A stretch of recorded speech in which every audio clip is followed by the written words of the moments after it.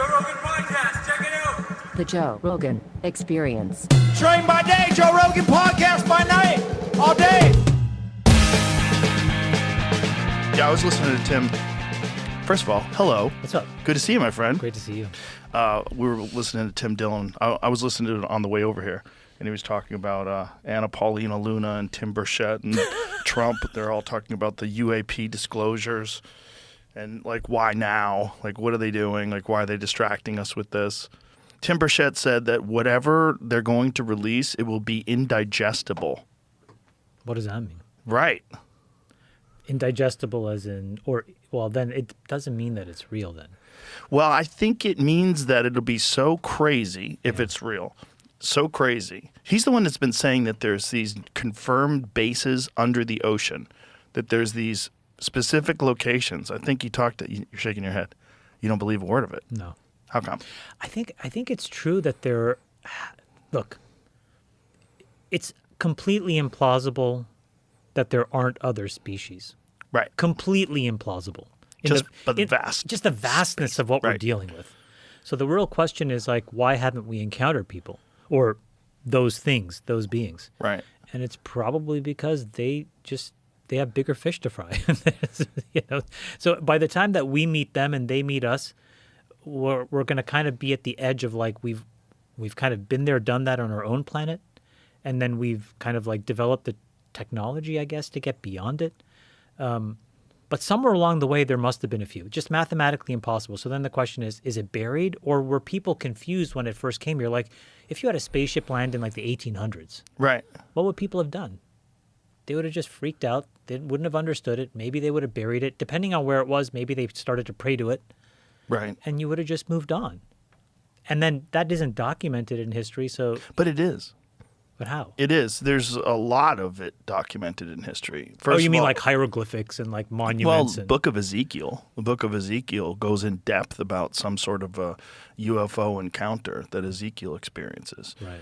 Where it's a wheel within a wheel and a cloud with fire flashing forth continually in the midst of a cloud, as it were gleaming metal. And from the midst of it came the likeness of 4 living creatures, and the creatures darted to and fro like the appearance of a flash of lightning.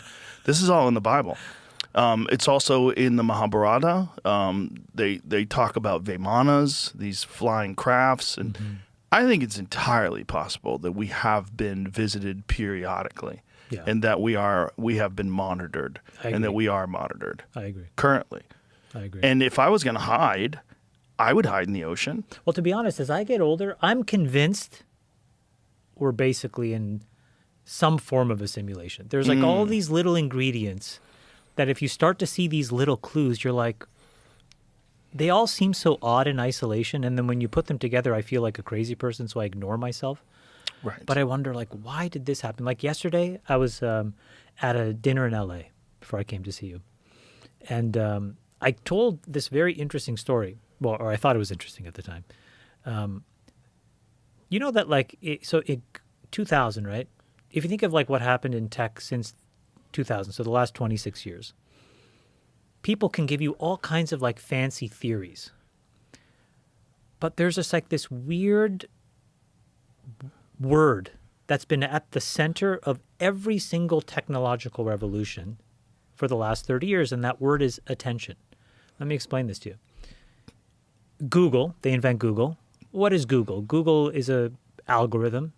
It's called PageRank.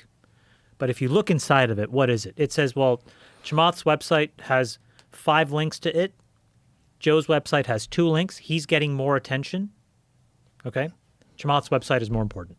That's the sum total of Google. Now, they've made that a lot more refined, and they've done all these other fancy things. But it's all about attention. Mm-hmm.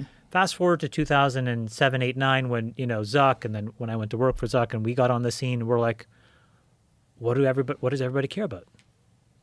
Attention. And so what is, like, the Facebook algorithm? What's the Instagram algorithm? How did we construct newsfeed?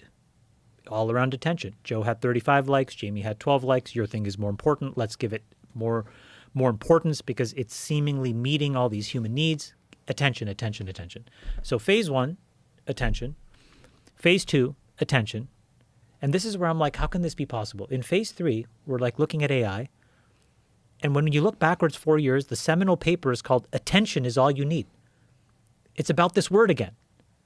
And when you look inside of the core part, if you peel apart AI, the little brain that makes it so capable is called an attention mechanism. It's just attention.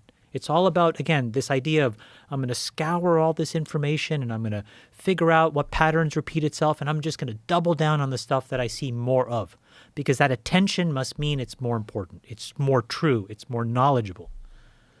And then I think, how could it be? Like, we're all like, why is it that these things are just repeating over and over again? And I just get confused. I don't exactly know how to explain it.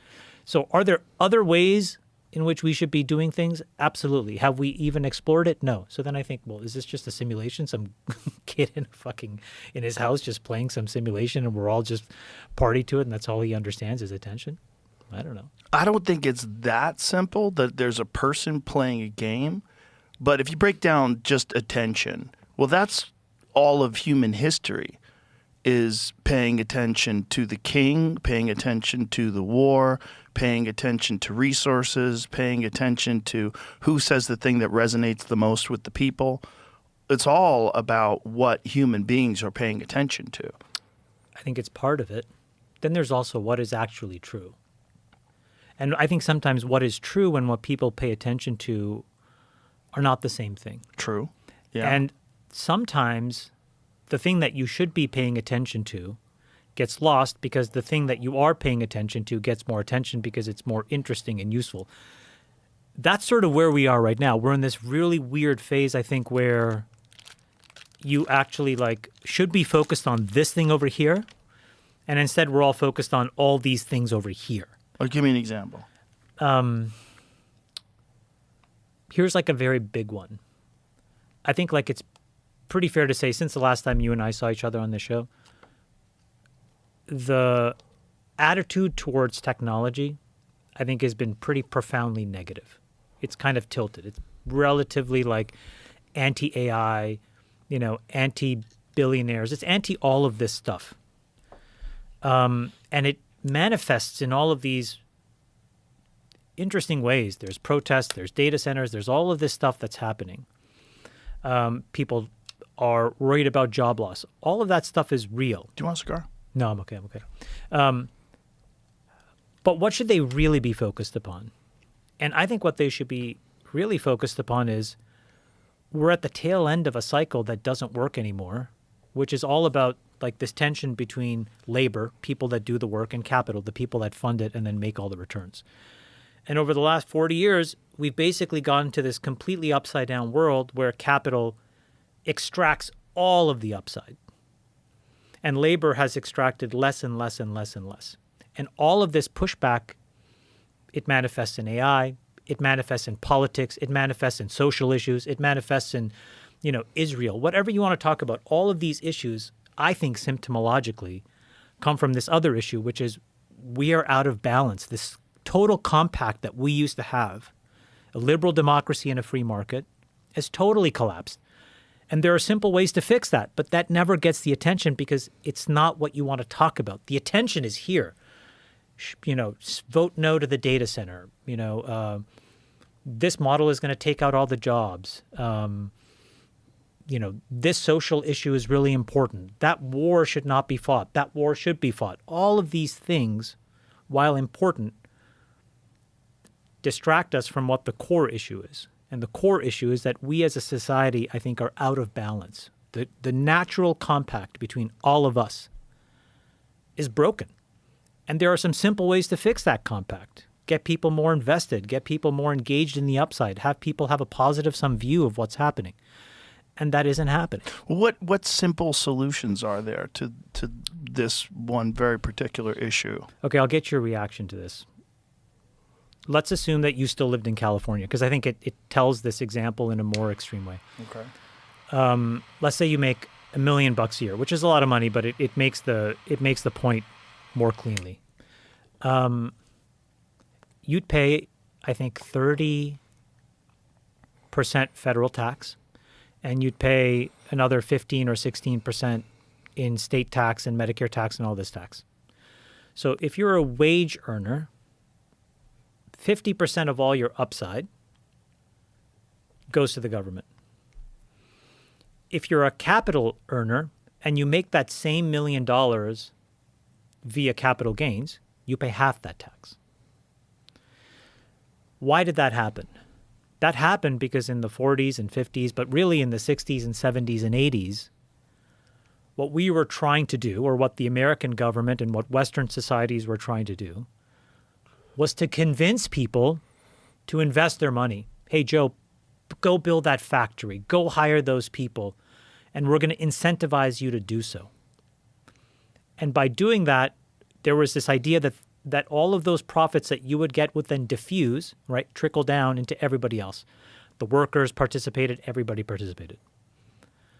But technology allows you to do more with less and less.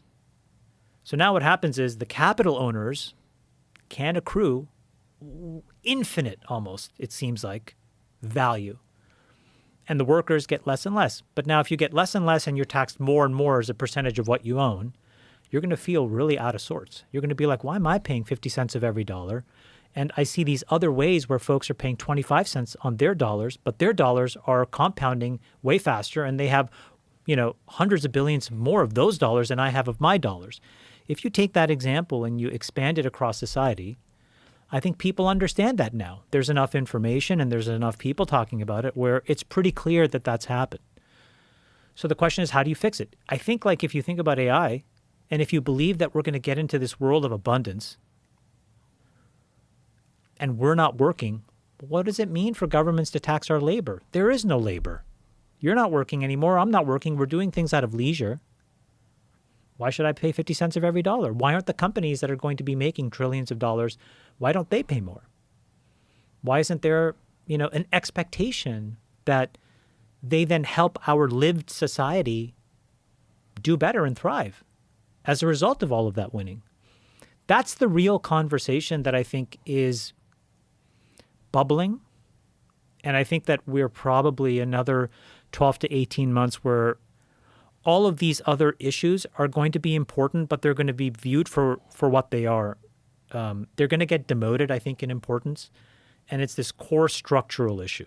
It's what is the economic relationship that we have together as a society? What is the relationship between Joe, Chamath, Jamie, and all these companies? And how do we feel about a few, and an ever-shrinking few, making more and more and more? And then how do we feel about their ability to share that with a small amount of people? And then what is the expectation for everybody else? I think that's mostly at the core of what's happening. And so back to all of this attention that we give to these other issues distracts from that one, because I think you can get organized to fix this issue. You can't get consensus on any of these issues. Mm-hmm. You bring up Israel, it's like this. You bring up social issues, it's like this. You bring up, whatever you want to bring up, people just kind of take a side, nothing happens. This is actually where people are universally actually much more aligned than you think, because there's reasonable ways. One simple way is you'd say, well, let's flip the taxation model. Corporate taxes should exceed personal taxes. They've never. We should have an expectation that then corporate actors can buy down their taxes if they want, but if they do social good for society. I'll give you an example. At the Industrial Revolution, there's a table like this, and the leading lights of that era, Andrew Carnegie, Nelson Rockefeller, Jay Gould, J.P. Morgan, they sat together and they said, guys, this is going to benefit us, this Industrial Revolution. It may not benefit everybody. What is our responsibility? What is our collective responsibility? And they allocated tasks. Carnegie went and built libraries all throughout the country. Rockefeller built universities. Hospitals were built. And I think what happened is society was like, wow, these are living testaments to us doing well. And so then they were okay with this transition. But if you think about it today, what are the living tributes that, capital builds and leaves behind for society? It's fewer and fewer. I think that's a very big opportunity for somebody to fill. I think it's like, especially for folks in tech, I think if they can get themselves organized to do that, I think we land in a good place. If they cannot get themselves organized to do that and say everyone for themselves, I think it's going to be really complicated, super messy. Super messy because Super messy. that sentiment that the wealthy are getting wealthier and the middle class is disappearing and the poor are being taxed into oblivion. Well, look, an $80,000 a year teacher pays 40% tax. But if you're a multi-billionaire, most of your wealth is not W-2 wages. It's cap gains. But there's all kinds of ways to shelter cap gains. There's all kinds of ways to defer. And so even though you pay more on an absolute dollar basis, on a percentage basis, you're paying way, way less. And all of those tricks have been exposed. They've all been exposed. These are all mechanisms that were invented from the 1980s to now, right? By all the banks and all the folks that wanted to come to folks that had wealth, and so it's all known. And I think people are kind of like, hey, hold on a second, this just doesn't feel fair anymore. Absolutely. But the other problem with that is if you do tax correctly, where does that money go? And who's managing it? And ultimately, who's managing it is the federal government. And they've been shown to be completely inept at managing your money correctly. The fraud and the waste is off the charts. The amount of NGOs that have insane amount of funds at their disposal. I mean, all this is exposed by Doge, right? And you realize like how much fraud and waste there is and how much money. So the solution being tax people more, that doesn't sit with a lot of people because it's like, well, where is it going and who's managing it? If the federal government was being forced to handle money the same way a private company does, if it was all out in the open, everything was exposed, they would have gone bankrupt a long time ago. They would have gone under a long time ago. Yeah. There's no way they would have been allowed to function the way they are. The people that are managing that money would have all been put in jail. Yeah. There's not a chance in hell that giving them more money is going to solve anything. They're going to find more ways to put more of that money into NGOs, that puts more of that money into Democratic coffers and Republican coffers. They're going to figure out a way to funnel that money around where it's not going to benefit people. I mean, a good example of that is like where let's look at the LA fire thing, for instance. All right, so the LA Fire Fund, there's a giant fire in the Palisades. All this money gets raised. It's over $800 million. It goes to 200 plus different nonprofits. None of it goes to the people. Right. Spencer Pratt, who's running for mayor of Los Angeles. Who's doing a great job, by the way. Fucking phenomenal. Those ads are unbelievable. Fire. They're fire. They're so good. They're fire. I mean, he's doing it all out of a trailer on his burnt out land. I mean, he's the most righteous guy running in that regard. But just that being exposed, like, okay, we're going to help out these people. We're going to donate money. We're going to raise money. We're going to do some good. We feel terrible about the people in our community that have lost homes. Well, what happens? Well, the same people that you're saying we should give more taxes to take that money and they just give it to a bunch of nonprofits and charities. This episode is brought to you by Armra. Every week there's some new wellness hack that people swear by, and after a while you start thinking, why do we think we can just outsmart our bodies? That's why Armra colostrum caught my attention. It's something the body already recognizes, and it has hundreds of these specialized nutrients for gut stuff, immunity, metabolism, etc. I first noticed it working around training, especially workout recovery. Most stuff falls off, but I am still taking this. If you want to try, Armra is offering my listeners 30% off plus 2 free gifts. Go to armra.com/Rogan. I'm not saying give more tax. What I'm saying is people are taxed too much. Yes. Corporates are not taxed enough. Flip it. That's right. But even if you do flip it and the corporates are taxed more, where's that money going? Well, this is the problem. I suspect that if you put the burden on Wall Street and corporates, they'd be a lot more organized and they'd probably create a lot more change than a diffuse electorate. Meaning, like, let's just say the government spends $1 trillion and wastes it. I'm generally like roughly aligned with that. If you waste $1 trillion from 300 million people, it's hard to organize that 300 million people. But if you waste $1 trillion from 300 companies, those companies will get their shit together really fast, and they will force a lot more change. I would hope so, but you're still dealing with incompetent people that are tasked with taking care of that money. Yeah, yeah. Not just incompetent, Don't but get me wrong. I'm not defending these people. at all, but- decades of corruption. Yeah. Decades and decades of all these mechanisms where they can take this money and funnel it into these NGOs and these nonprofits and all these different weird organizations that don't seem to have accountability for what they do with that money. That gets real slippery. Yeah. And if those people in turn make deals with those corporations that allow them to do certain things and push things through that maybe they would have difficulty doing, then you have a different kind of a working relationship with the same groups of people and the same government. You just take money from corporations and move it into a way where the corporations ultimately benefit from it, but yet it doesn't do any good to the people. Yeah. I mean, I can see where you're coming from. I just think that if we go on the track we're going down, it just seems like we're going to hit a crisis. Yes. The crisis is you can't expect people to pay more and more and more. Again, I agree with you. The premise is we're all paying for a system that's broken.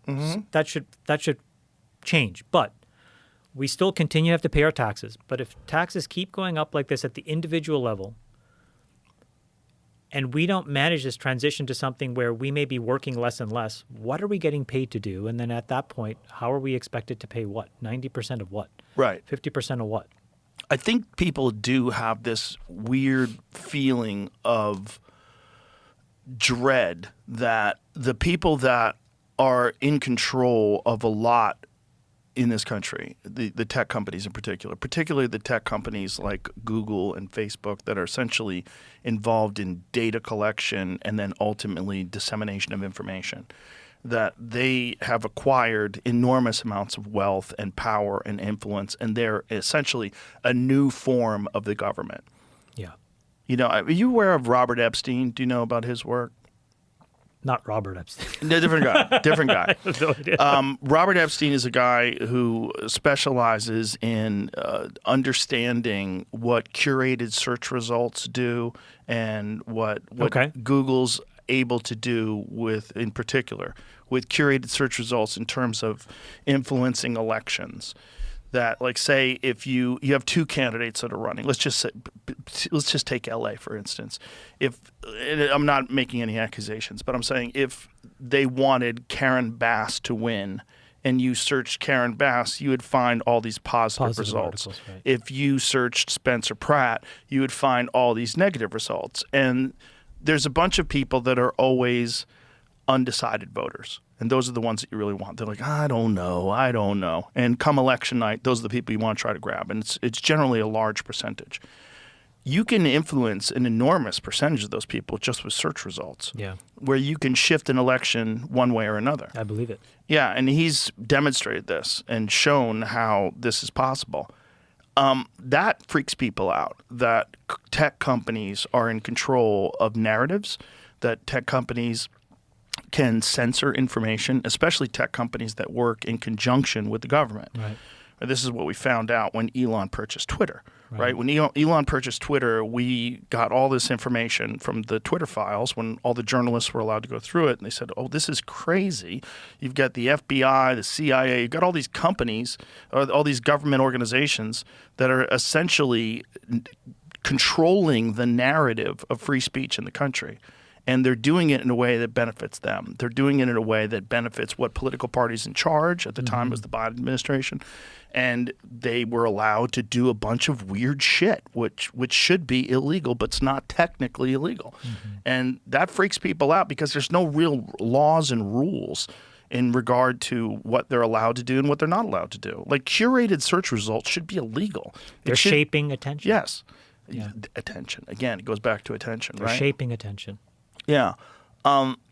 That's a big concern for people. And I think And then when you find out that these people are able to amass enormous sums of wealth and have incredible amount of power and influence because of this enormous wealth and this control over these tech companies that have essentially become the town square of the world. Yeah.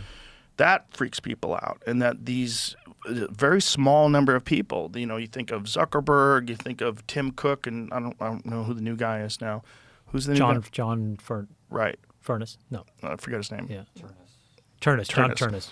But that kind of thing gives people a lot of concern, right? It's like that these people, these unelected people, are in control of a giant chunk of how the world works. I think that this is the existential question that we are dealing with.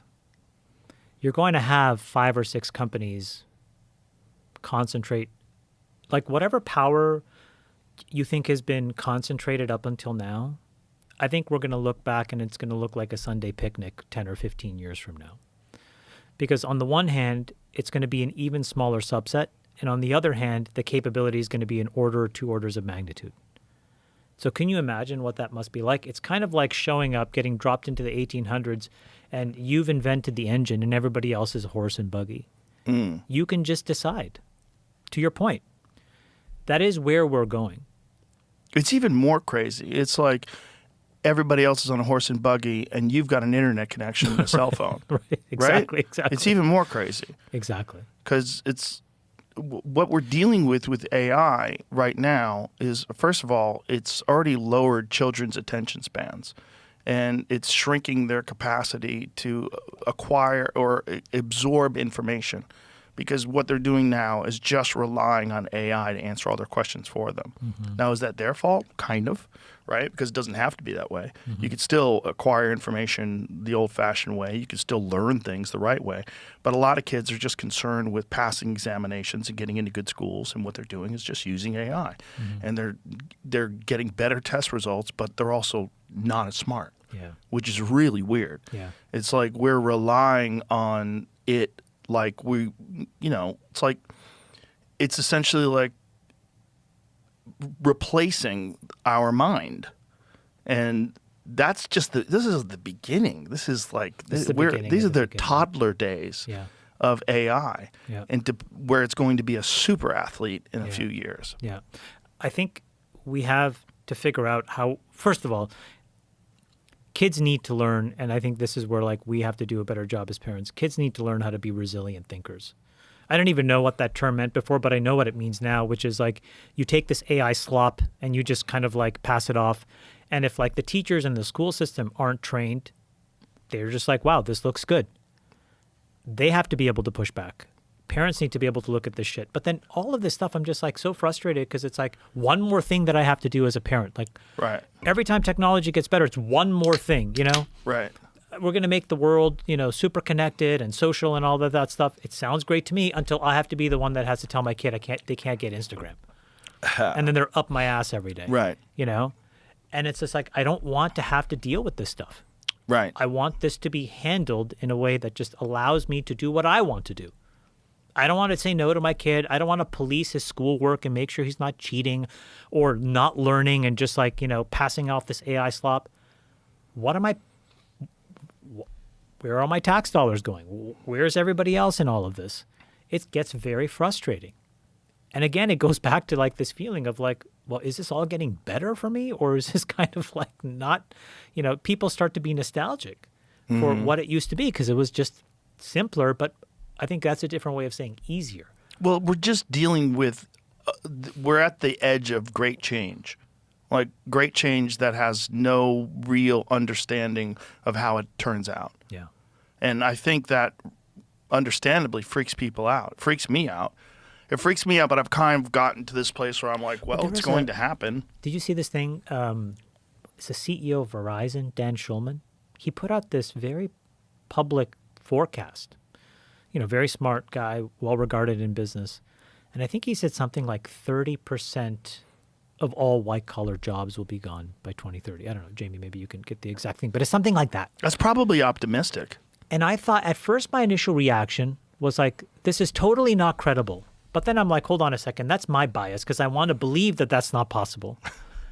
Honestly, Right. you know. And as I've gotten older, I'm a little bit better now. Like, okay, hold on a second, let's weigh the probabilities. And now I was like, man, if I'm going to be fair, maybe there's a 10, 20% chance of that. There's a bunch of other outcomes that are much better than that, but that's part of the set of outcomes that you have to consider. And then I was like, well, what's my antidote to that? And the only thing that I can say is don't worry, it's going to be better. I don't think that that's a good answer. No. So there has to be, like, all of this kind of goes back to, look, my wife and I had this conversation. We're like, if it were up to us, who can you trust to have some super intelligence? Now, we're biased because we're friends with him, but the only person that we can trust is Elon. Because he seems to be like, he has a bigger, like, it's kind of like, he's like over there. He's like, I need to get to Mars. Right. You know, and I'm going to first terraform the moon, but then I'm going to Mars and I'm going to build like a fucking magnetic catapult. And I'm going to do all this shit. And so I just need this thing. I feel like he's the least corruptible. He's the most independent thinking. And I think he's the one that has an actual empathy for people. Then there are folks where there's just an insane profit motive. Right. They're less in control of the businesses that they run. Those businesses are really out over their ski tips in the amount of money they've gotten from Wall Street and other folks who expect a return, who will put a ton of pressure on these folks. And if they get there first, I don't know where the chips fall. We don't really know. We can kind of guess. And then you see in the press just enough snippets of their reactions in certain moments where you're like, hey, hold on a second, question mark here, you know? You see OpenAI react one way, you see Anthropic react another way, and you're like, where is this going to end up? And the honest answer is nobody really knows. So it comes back to, like, we need a few people that can organize. Those guys need to self-organize and actually present a really positive face. And they need to show why those 20% of outcomes that Dan Schulman paints, the truth is it's possible, but here's why it's not probable. But it's not in their best interest to do that because it's in their best interest to generate the most amount of money possible. That's the obligation they have to their shareholders. That's the obligation they have the people that have invested money in this company. Their obligation is not to make sure the white-collar jobs stay in the same place that they are now. That's not true. No? No. I actually think their incentive should very clearly be to tell people with details and facts why there's a positive future. And the reason is the following. Right now, there's a vacuum. There are no facts. And there's fear-mongering, and then there's this belief that this is going to be cataclysmic to human productivity and white-collar labor and all of this stuff. What's people's natural reaction? Well, today, if you look at it, think about AI as a very simple equation. Energy in, intelligence out. So if you want to cut the head of the snake, what do? You cut off the energy supply, right? Okay. If you're afraid of all of this super intelligence coming, the natural thing to do would be to go to the point of energy and unplug it.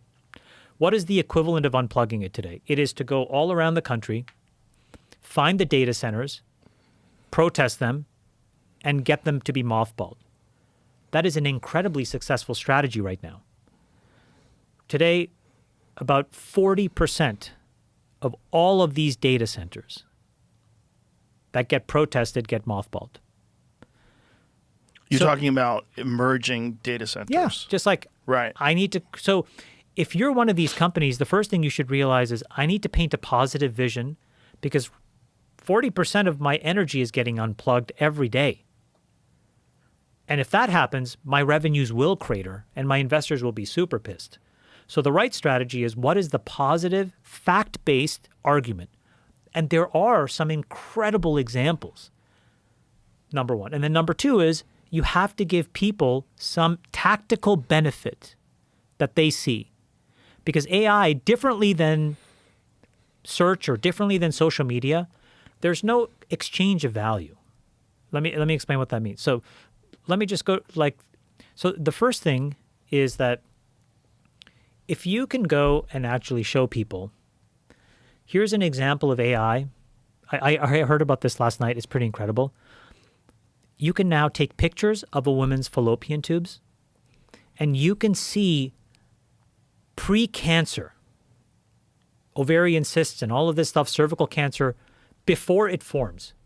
And then you can intervene and you can fix it so that, women don't get cervical cancer. In a different example, I told you about this example when I was here before. I finally got FDA approval. Okay. There is a device now that is allowed to be in the operating room with you. And if you have a cancerous lesion or a tumor inside of your body, the most important thing when they go to take it out is make sure you don't leave any cancer behind. You couldn't do it because what would happen is you take it out. A doctor, Joe, is literally fucking eyeballing it and saying, yeah. They send it to a pathologist. You get an answer in 10 days. For women with breast cancer, a third of these women find out that they have cancer left behind. They go back in, they scoop some more stuff out. A third of those women. Okay. So I'm like, this is bullshit. We can solve this problem. But it took us a long time, a lot of money. I had to build an entire machine, imaging, all of this stuff. AI algorithms. We had to prove it all. We finally get approval, okay? But you know how hard it is to tell that story? In all of the attention that people are looking for, it's hard. But those are positive examples. No more breast cancer. No more cervical cancer. A different example is most drugs in pharma fail, right? And it's a very complicated problem in pharma. It's kind of like a jigsaw puzzle of the ultimate complexity. It's like, think of your human body as like a Himalayan mountain range. You have to design a drug that's an equivalent Himalayan mountain range that plugs into it perfectly. 1 millimeter off, you grow like a fourth eye, a third nipple, you die, Now you can use computers to make sure that that drug, hand in glove to your body, solves the exact problem. Couldn't do that before. So there's all of these body of examples, and you're probably only hearing them superficially at best. That should be 99% of the attention, is showing all of the constructive, tactical ways in which our lives will be better. Your mom, your daughter, your wife, us, Jamie, his family, everybody. Right. That's the number one thing. Nobody talks about it. I don't understand why. Well, I think because people are terrified of losing their jobs. So that's the primary concern. The primary concern that I hear from people is that there's so many people that are going to school right now, college students, that don't know if their job is going to even exist in 4 years when they graduate. And that's the second part of, I think, what this industry has to do better. I had lunch with Jeffrey Katzenberg. He told this crazy story. I'll tell you. Steve Jobs gets kicked out of Apple. He starts Next, and he buys Pixar from George Lucas. But then he hits a rough patch, and he's got this, financing issue. Katzenberg flies up, spends time with Steve Jobs, says, I'll buy Pixar. Jobs says, absolutely not.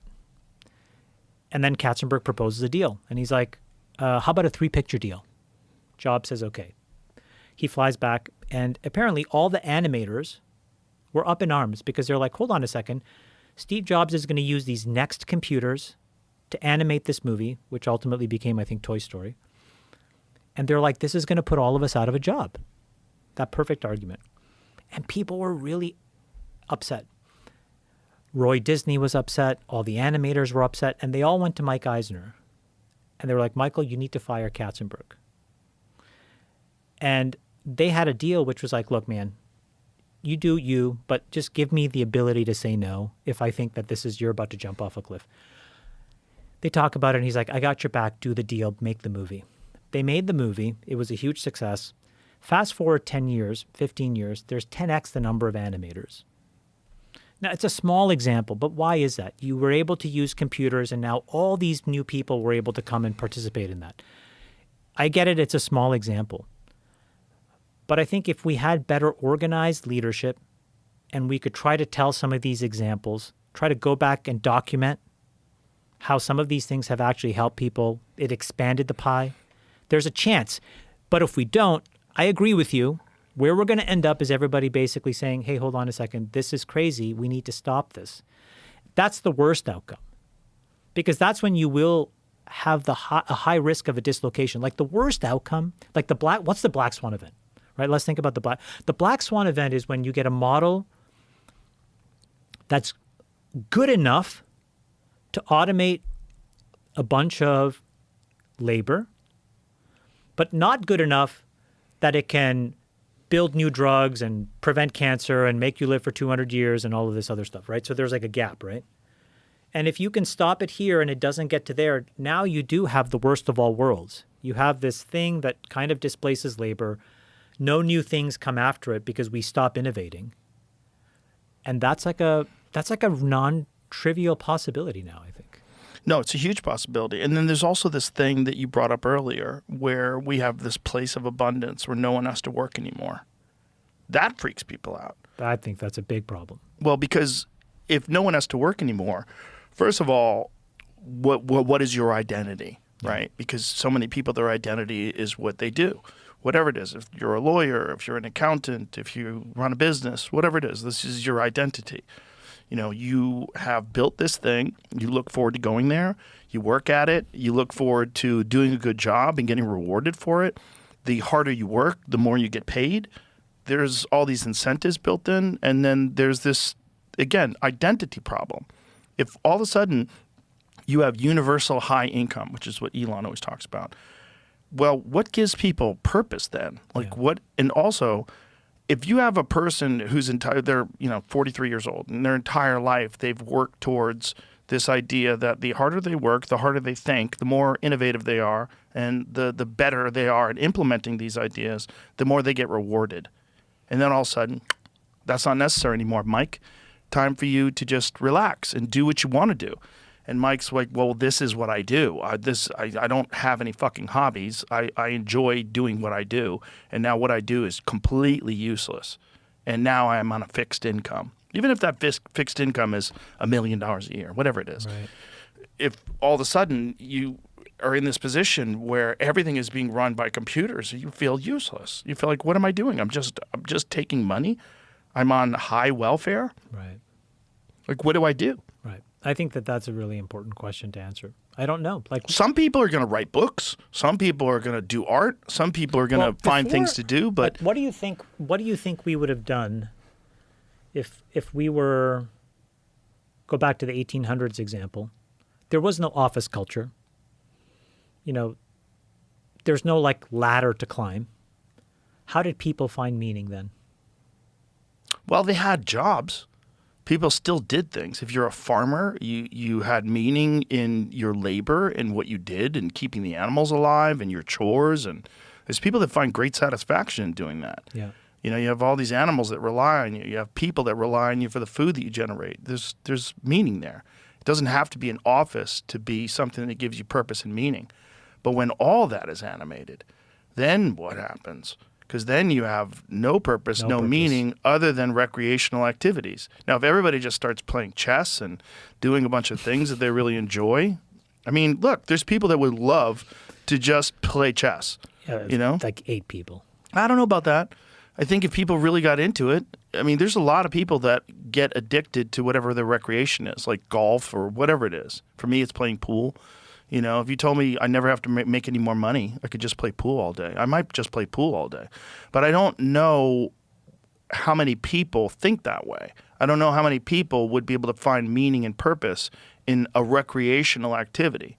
There's so many people where their entire being is focused around productivity and generating more wealth. What about religion as a source of meaning? Well, that would help. Did you see this article in the New York Times, I think it was, this weekend, about how popular and sold out churches have become as social constructs in New York City? It was totally fascinating. It's like young women like dressed to the nines going to church on a Sunday for social belonging, community meaning.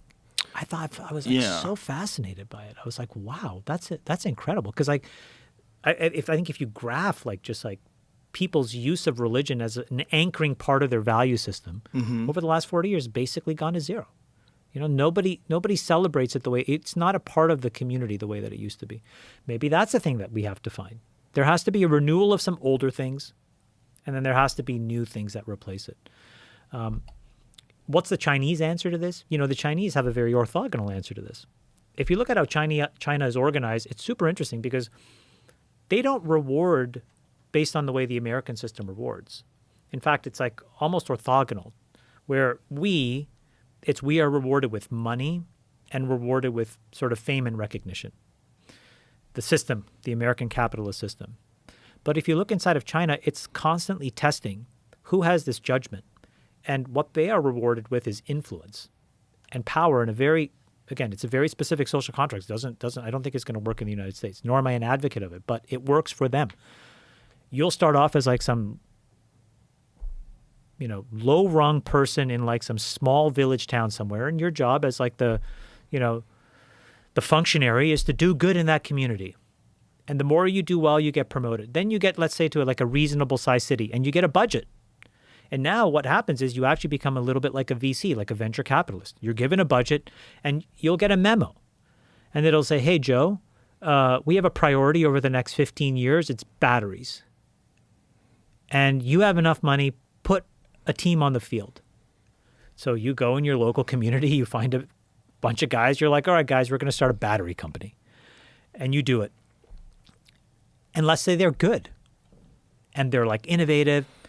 And what happens is in the town beside it, that battery company dies. Now you kind of subsume the capital from Jamie, right? Because Jamie's like, fuck, I fucked up this thing that I was told to do batteries. Okay, Joe, I'm just going to align with you. And what happens over time is you get this filtering effect. And the people that are better at meeting these long-run priorities and objectives are the ones that are celebrated. But they're not celebrated with, Forbes articles and all this other bullshit.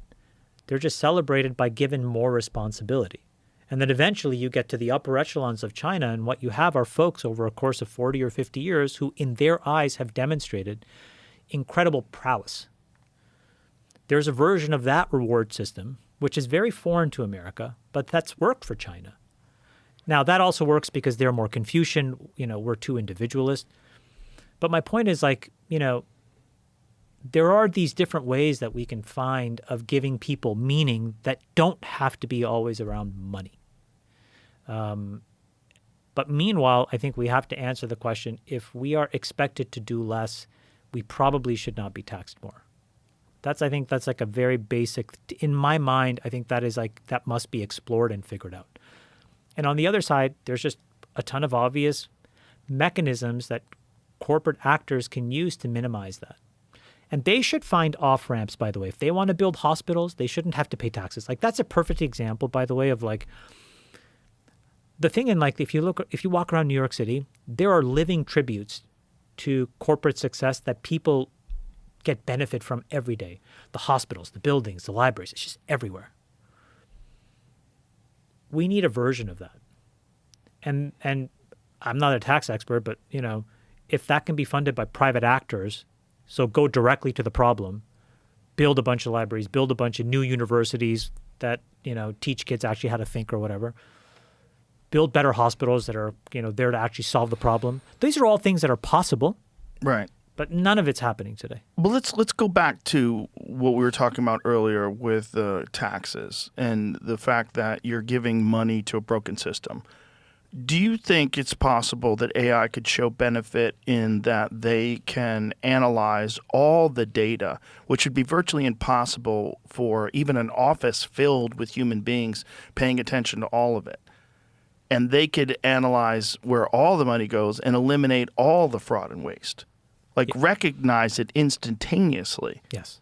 That would be a great benefit and a way to make it so that your taxes directly benefit people. I'll give you one example of this. So 2 years ago, like every few years, I invest, but every few years I'll start something because I feel strongly about it. And there's an effort that I made to look at all of this old code. Like if you think about the world runs on software, right? Like even though you and I are talking, it's piping into Jamie's computer. Right, it's all software. It's all software. Then it goes to Spotify. They pump in some ads. It's all software. Right. Software runs everything. What percentage of that do you think is kind of poorly written? I'm going to say probably 80 to 90% of it. Really? Oh, yeah. Oh, it's riddled with errors. It's riddled with mistakes. The fact that so many companies exist is an artifact of the fact that the thing that came before it isn't working. Like if you got it right the first time, it would just kind of move and go. So How so? What do you mean by that?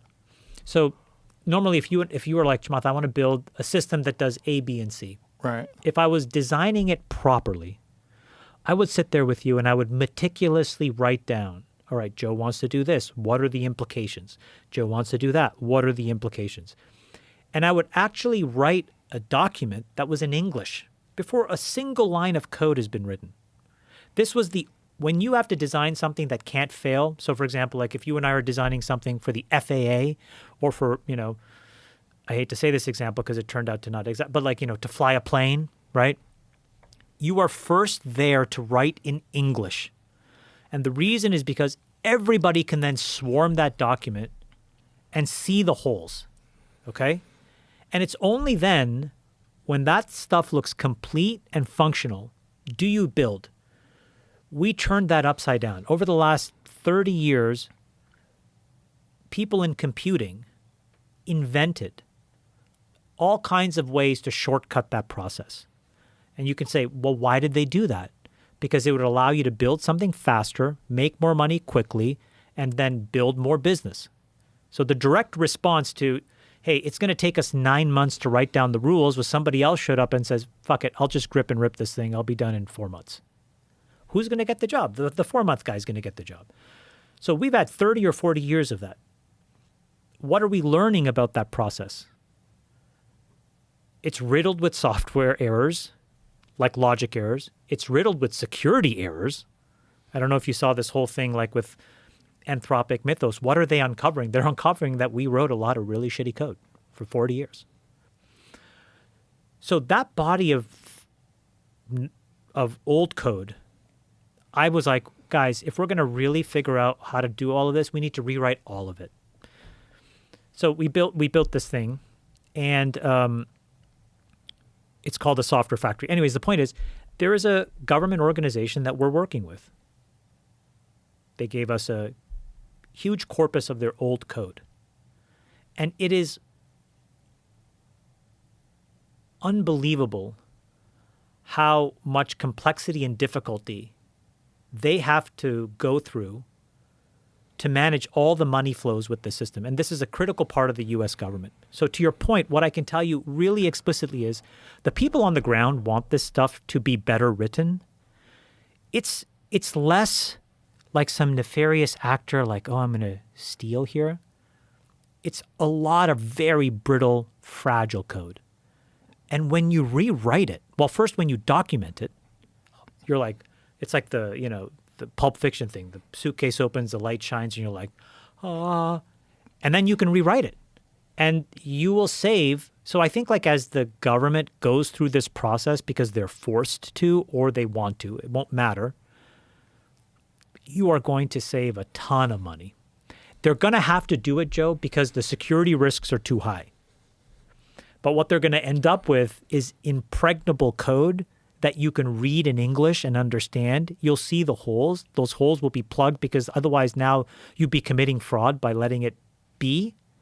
You close the loopholes and there's just going to be less money leaking out of this bucket. That is an incredible byproduct. We're going to live that over the next 10 or 20 years, just for nothing. Like we get it for free. And that's happening. So when that happens, you're going to see government budgets shrink. Now, to your point, will they try to spend that extra money in other places? Of course. Of course they will. That's the next conversation, which is you have to elect people that say, firewall it. Whatever you save, give it back to the people or, invest in some scholarship program or free medicine or something. But you can't spend it on other random shit. But that's where we're at. That's going to happen. It's going to be slow but when people start to announce these things, I think over the next few years, you're going to be shocked. So that's the positive upside. Well, that's happening now, irregardless of whatever else happens. It's a lot of old, shitty code that must get rebuilt from scratch. It is getting rebuilt from scratch. And as a result, a lot of these leaky bucket problems are getting filled. So what percentage do you think could be fixed? I think if I had to be a betting man, I think probably 30 to 40% of the federal budget is leaked out. Just from shitty code? No, meaning like all of the rules and like you can take. I'm not saying that there isn't fraud, Right. but I think a lot of times what happens is less nefarious than fraud, like meaning like conspiratorial actors. Right. I just think it's Incompetence. like incompetence, inefficiency, Right, for errors. sure. Like for example, like I saw Doge just say they were able to like expunge like millions of people that were like 150 years old or more. Mm-hmm. I have no idea how much money those folks were getting or who they were, but it's probably a lot. It's probably not zero. And now that they got rid of it, they're not going to get that money anymore. If you implement something at the state level around, all of this fraud prevention for the daycares and all of this other stuff, again, it's all in software because it's not, no matter what the human wants to do, you have to go to a computer at some point, at least today in 2026, and type in something, and something happens that's documented, and then the money gets sent, right? That happens. There's no other way in the modern world today at scale to steal billions of dollars.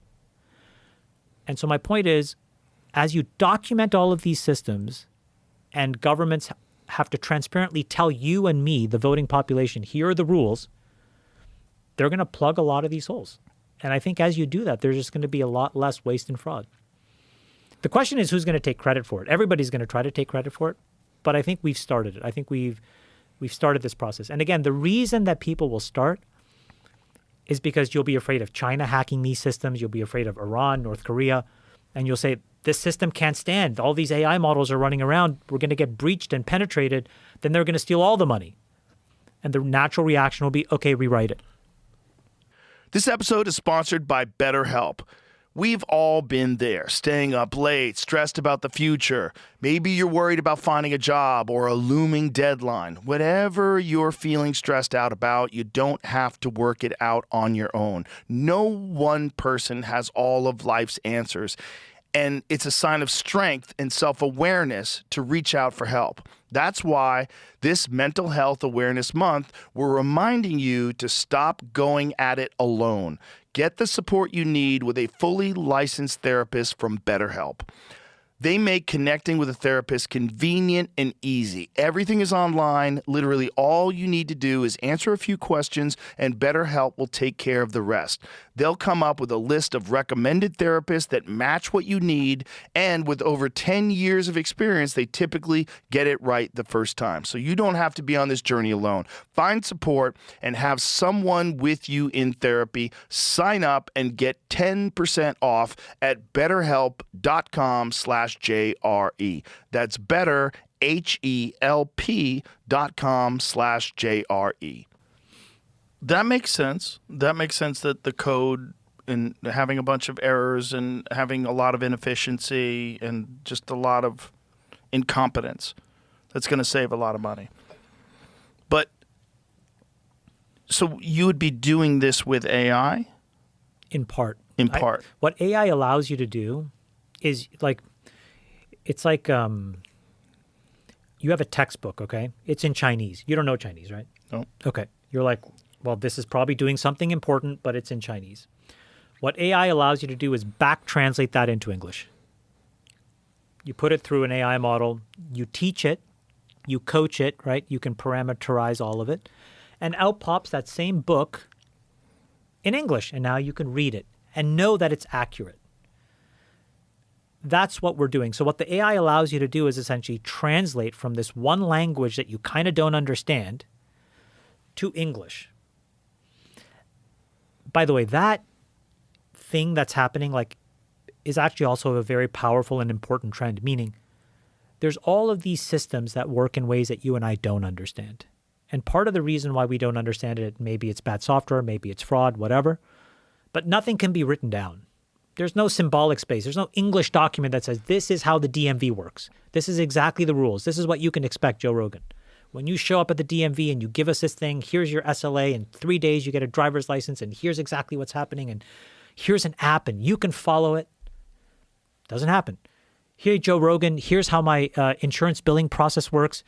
You have this condition. I'm going to show you exactly why I made this decision. Here's the exact rule. Here's the approval or denial from CMS. follow it through and tell me if you agree or not. None of that exists. But it is possible. And the first step in doing that is taking all of this legacy shit that we deal with and translating it into English and reading it and saying, is this how we want it to work? That's going to eliminate an enormous amount of all the things that frustrate us. So this would require human oversight? Absolutely. All right. So, Must. And so then it's also going to be who's watching the watchers. Yeah. It's okay. This is a great question. Okay. So I'll tell you how this government agency is doing it. Okay. It's a really fascinating way because I think it's very smart. They came to us and they came to another very well-known company. You can probably guess what it is. Okay. And they're like, guys, you're kind of in a foot race. But you're not competing against each other. You think of yourselves as frenemies. So here's this Chinese document. You're going to translate it for us. There's going to be your version of English and these guys' version of English. And every time it's the same, we're going to look at it together and we're going to agree or not. Okay, this is exactly how we want this to work. When yours says the dog is red and his says the dog is yellow, we're going to sit and literally inspect it. And we're going to figure out why you said red and why you said yellow. And then if you say the cat is red, the dog is yellow, so it's totally wrong, right? Like you've gotten, or like the cat is red, I want an apple, whatever. We're going to double and triple down on those kinds of errors. And they do it not in public, but in this large community where there's like technical people from all different parts and they're just swarming this problem. It's incredible to see. And so what happens is you get humans that get to use this tool, but ultimately it's our judgment and it's done transparently. So what happens is you can't, hey man, put this fucking rule in there. Like Right. The dog is yellow. Just Right. make the dog yellow. You can't do it. Because now you have tens of people, hundreds of people, and then it gets documented. It's super fascinating. I'm not saying this is how it's going to work in 10 years, but I'm telling you, it's literally what's happening right now. And I think that thing alone will be tens of billions of dollars and could be hundreds of billions of dollars of savings when it's fully done. And it's a lot of people from all walks of life, all political persuasions, and they're just in it. It's the government. It's a handful of us private companies. It's super cool to see. It's like, okay, we're actually going to do something here. Like this is nice. It's really cool. So that's interesting in terms of the current moment. So in the current moment, you're able to implement this. You're able to find fraud and waste and all these problems that exist and all these errors and shitty software. Once that's all been done, Yeah. then what happens? No fucking clue. Yeah. So this is where it gets weird, right? Because when you're dealing with AI models that are capable of doing things that no individual human being could ever possibly imagine, and then you task it with a solution or with a problem, find a solution for this, and then it starts figuring out ways to trim this and implement that.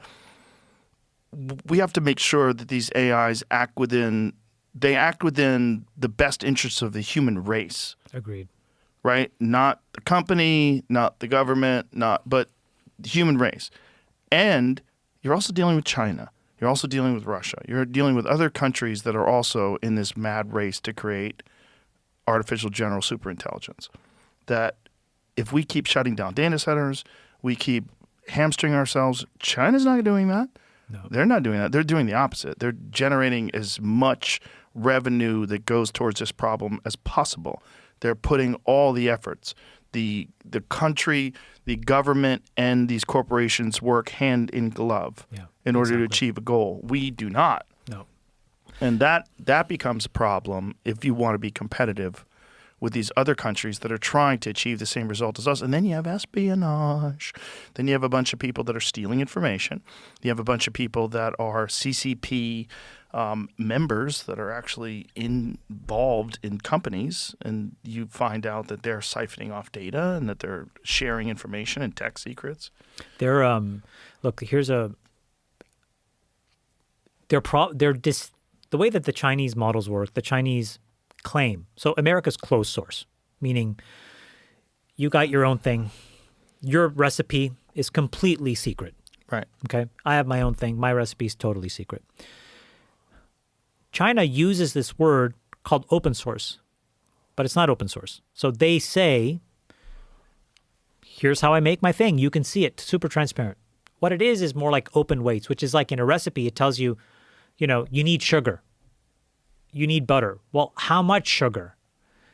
And they'll say, so much. But then they don't say it's brown sugar. They don't say it's white sugar. So there's all these different ways where they kind of give you this perception that it's completely transparent, but it's somewhat transparent. So just in the level set, nobody in the world has a functional open source model other than maybe NVIDIA, which is any good in the league of the closed source models and the open weight models of the Chinese. Okay, so the Chinese open weight models are great. The closed source models of America are great. And then there's a couple open source, like fully open, that are kind of catching up. The thing between America and China, what I find so fascinating is this following conundrum that everybody is going to find themselves in. I think like if you think of like an analogy, America's like a planet, China's like a planet. And around us are these moons. And I'm just using the AI analogy. So in AI, what do you need?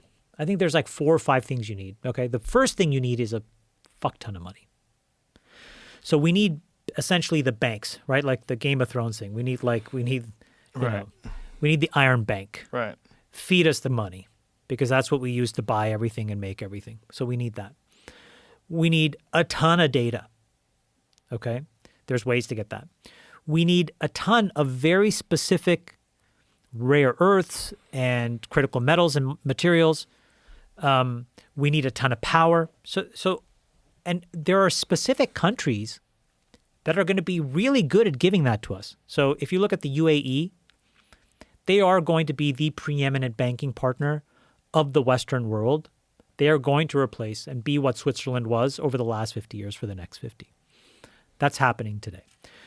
If you look at Canada and Australia, the small political fissures aside, they are the 2 most important ways in which we get access to the critical metals and materials that without which we get fucked because China owns, can just strangle us. Okay? So you have these like moons around the United States, but there's like 5 countries, 6 countries. And there's a worldview that says, and China has the same thing, they have Taiwan. That's complicated for us. So now we have a moon that we don't really have an answer for, which is what happens, for all these super advanced chips. Where do they get their money? Maybe Russia becomes their bank. Where do they get their critical metals? Maybe it's Indonesia, right, who has a ton of natural resources. And then you get into this game theory, which is what happens to every other country. Because there's 190 countries. You have 10 that kind of divide up. What do the other 180 do? And you have to kind of sort yourself. You're like, am I on Team America or am I on Team China? And you probably have to go to people and say, well, here's what I can give you. If you're Indonesia, you're like, you probably want to be on Team America quite badly. This is why the whole Trump tariff thing is so interesting, because it's like this accidental way of figuring out that this is actually this new sorting function that's happening in global politics. Like that's happening today because these countries are like, holy shit, if somebody invents a superintelligence and I don't have it, how am I going to keep my people healthy? How am I going to educate my people? Like, I'm originally from Sri Lanka. What the fuck does Sri Lanka have to offer? Like, if you were sitting there, they should be thinking, oh man, what do I have? Well, I have a critical piece of territory for like naval navigation. And then what do? You probably go to America and say, listen, let's figure out a package, get the IMF involved, give me some cash. I'll let you kind of keep your warships there. So there's this game theory that we're about to go through because of AI, because it's going to, I think, sort people into these bipolar world. I actually think it makes us safer afterwards. I don't think it makes us less safe. I think it actually makes us more safe, because if you have these resources that build up on both sides, there's more of a likelihood of a mutual detente. And we're very different, so we're less likely to fight over similar resources, meaning we're like the liberal democracy, we're like the free market. They are, we're individualist. They're Confucian, society-oriented, reputation, power-focused, less really money-focused. So there's a lot of ways where we're orthogonal enough where if that sorting function happens, it's probably a safer place, not a more dangerous place. We have the models that can attack them. They have the models that can attack us. We kind of decide to leave each other alone. This is ultimate best case scenario. Ultimate best case scenario. What's ultimate worst case scenario? I think the worst case scenario is so the way that they train their models is very important. What they actually do is they do what's called distillation. What does that mean? That means that they send out, call it 1 billion agents, not just from China, but from everywhere, right? They mask their IPs and they bash on these models and they put, the US models, Grok, OpenAI, Gemini, Anthropic, and they ask it every random imaginable question possible. They get the answer and they collect it. So they're using our models as a way to train their models. They're short-circuiting, some of the hard parts. So they're already in that world. If they then are able to get to a level of intelligence that's equal to the United States, it will really depend on who the leader is there that wants to allocate that. Meaning, if they say that we are going to do something really nefarious and shady, then I think it devolves very quickly. So the worst case scenario, so the best case scenario is peace, prosperity, basically like a stand down, right? Mutually assured destruction. I think the worst case scenario is one of us seeks global dominance, in which case we're headed to conflict. And that conflict, I think, is that's very dangerous, incredibly dangerous. That's sort of like existential, I think, because it's the grade of the weapons that will be used to fight that. We're not talking about fucking bullets. It's like we're so past that.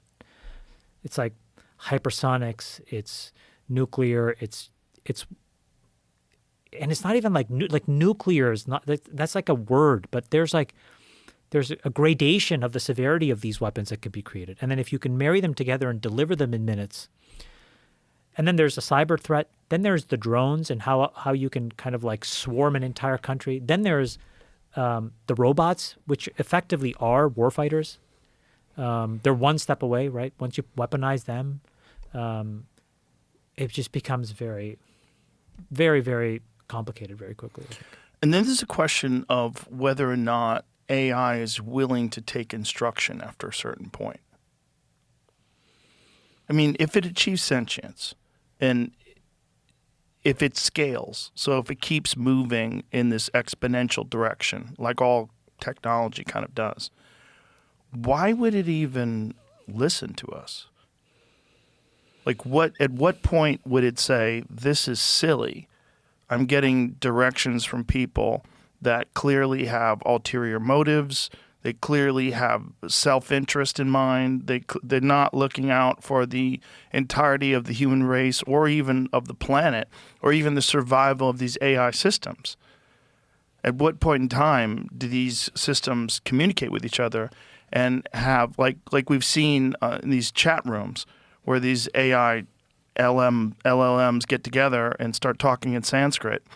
I mean, why would they? Yeah, I'll tell you an even scarier one. There was before one of these labs put out their latest model, a team inside of them was like, hey, let's go and test its ability to find bugs. And 2 or 3 iterations in, the AI would create the bug and solve it and go, give me my reward. And you're just like, what the fuck is going on here? Well, people do that, don't we? People do that, but it's Sure. crazy to see a machine do it, to your point of like... But they learned on people. So this is what goes down to like why we have to like be a little bit more honest about where we are. These things are a little brittle. So meaning there's a thing inside of an AI model called reward functions, which is exactly what you think it means. It's like, how do I know I did a good job?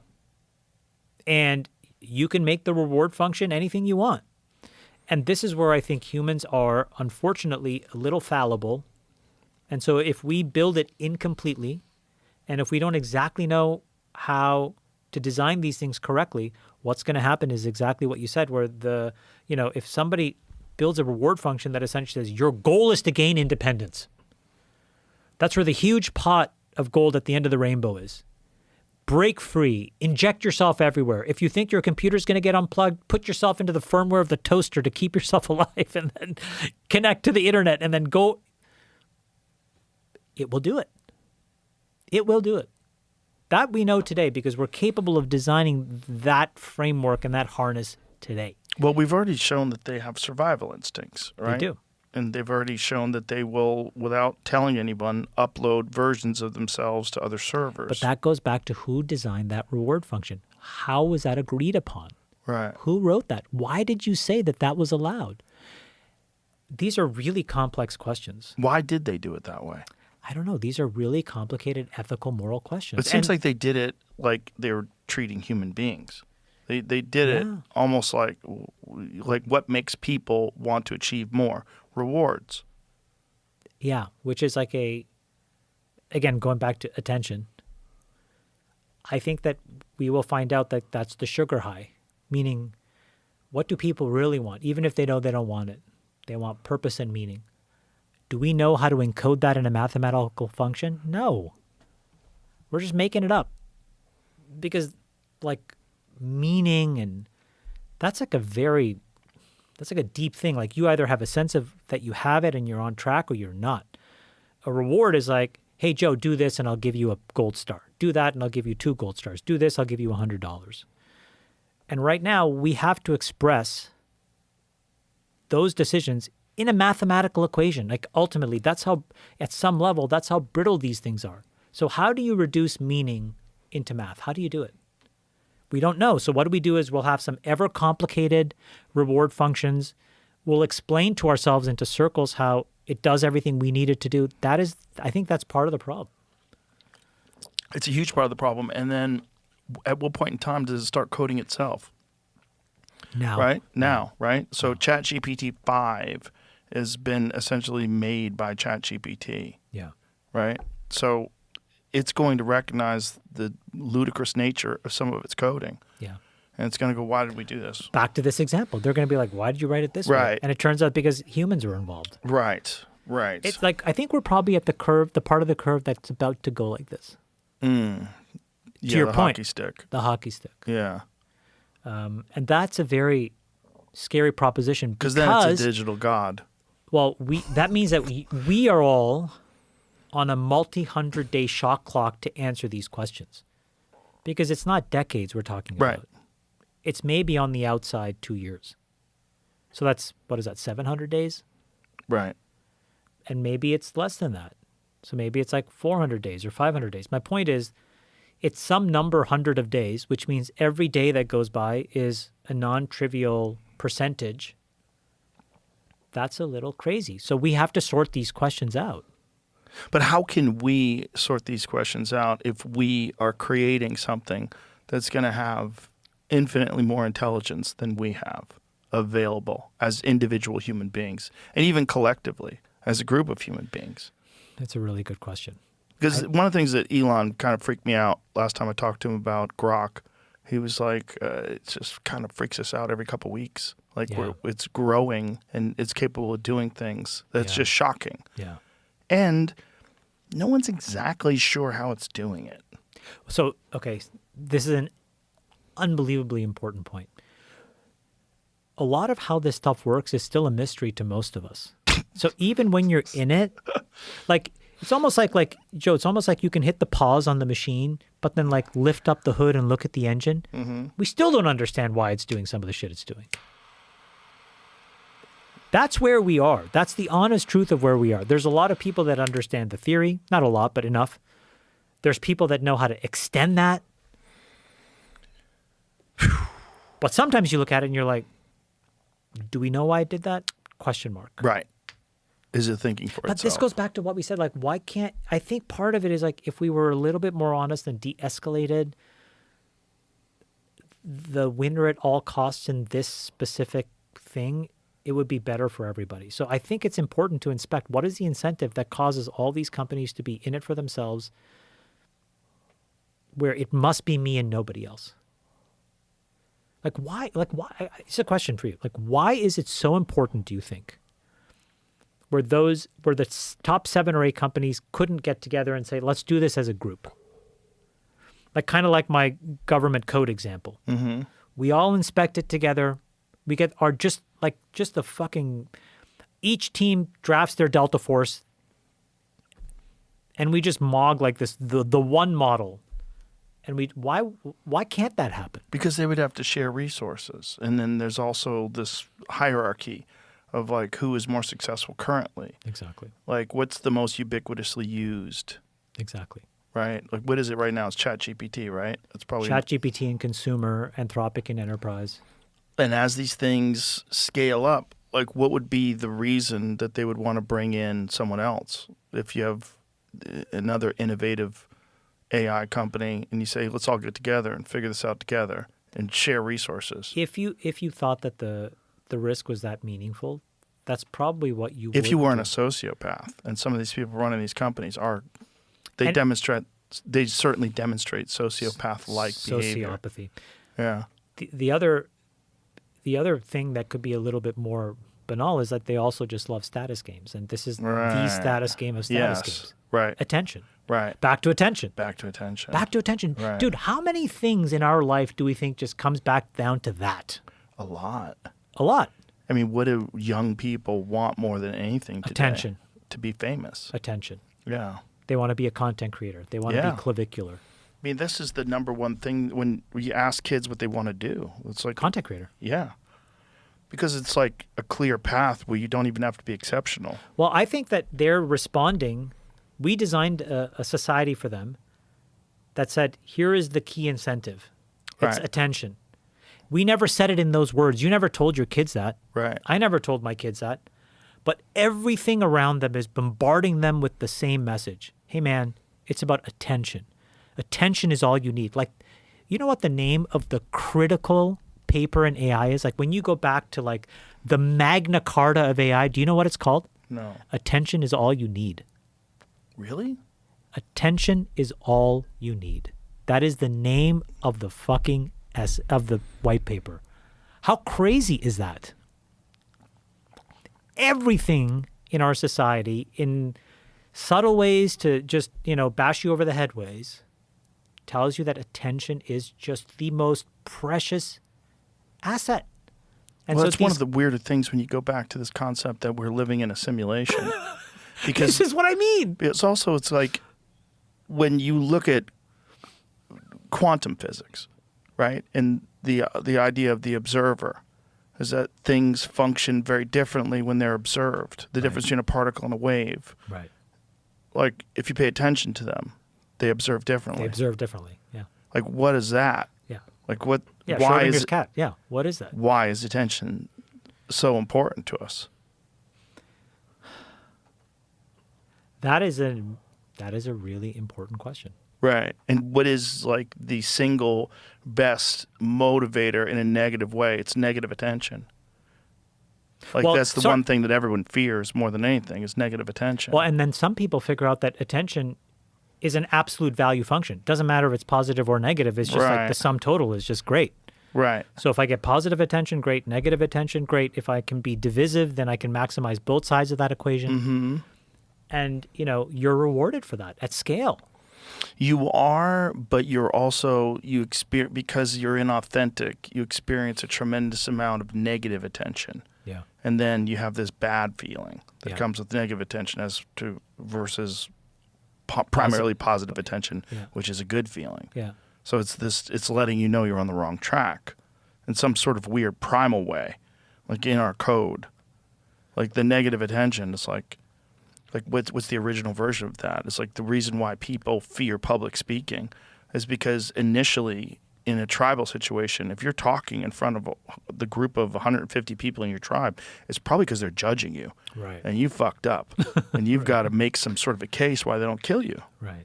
Right? This is why this is the fear of public speaking. That's where it comes from. That's encoded in our genes. Is like Yes. back thousands of years. Yeah. Public speaking wasn't the positive act. It was defend yourself before we kill you. act. Exactly. And the worst. Fascinating. Yeah. That's fascinating. It is fascinating. That makes a ton of sense, actually. It does, Yeah. right? Well, Yeah. why else would it be so terrifying? Yeah.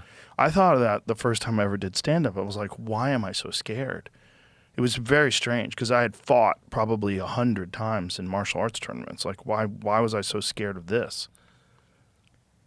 But I was terrified. It didn't make any sense. Because- it's negative attention, Right. you know? Right. Bombing on stage because all these people are judging you in a negative way. It feels unbelievable. What is It your- should be like once it's over, like, well, that sucked. Let it go. It's not. You sit with it. You go to bed at night. You think about it. Do you have a batting average? Like meaning like is it like a fixed percentage of your shows bomb independent of the people, the moment? No, it's really the real problem, and every comic faces this, is once you've developed an act and then you put out a special, then you start from scratch. That's where even the greats, Louis C.K., Chris Rock, Dave Chappelle, they all bomb. Everybody bombs during that process. Because you're just working your craft. It's all new stuff. It's all new stuff. I wouldn't say bomb, but you don't have great shows. Like I've watched the greats work out new material. Like you go up with ideas. You go up with like you might get some giggles, you might get some laughs. You might have some bits hit hard. Some bits are great right out of the chute, and some of them you have to fucking figure it out. And in that process, you're going to get negative attention. Right. Because it's not working. Right. It's not happening. And Kevin Hart he told this funny fucking story where he was like working new material and he was like doing some small show and he had the shits oh no. on stage and he's like, I gotta land this thing because I gotta figure out if people want to hear it. But he wrapped his jacket around himself And shit himself? Oh my God. It's so funny. But he tells that story and that's the bit that works. Oh my God, that's it's hilarious. So funny. That's hilarious. It's so funny. Yeah. Well, honesty is currency, in that world, especially honesty where you look stupid and people can relate. Well, this is where I think Elon subtly has figured this out, which is like there's attention, but then there's just authenticity. And if you can be yourself and you can hit the seam properly, you just get infinite attention. Yes. And that's like a real mindfuck too, I think. Right. Yeah, he doesn't seem to have a hard time with being criticized. Doesn't seem to bother him that much as long as he's just being himself. I think he's like 2 steps ahead. Like there are things somebody tweeted yesterday or the day before or something like he controls 2.7% of GDP or something, right? It's got like $800 billion. It's just It's so crazy. It's crazy. It's so It's crazy. so nuts. And it was like a comparison to John D. Rockefeller, who controlled something around the same time. And he's the first comment. He's like, 10 trillion or bust. And then, obviously, people lose their mind. Right. People just fucking lose their mind. Right. On both sides.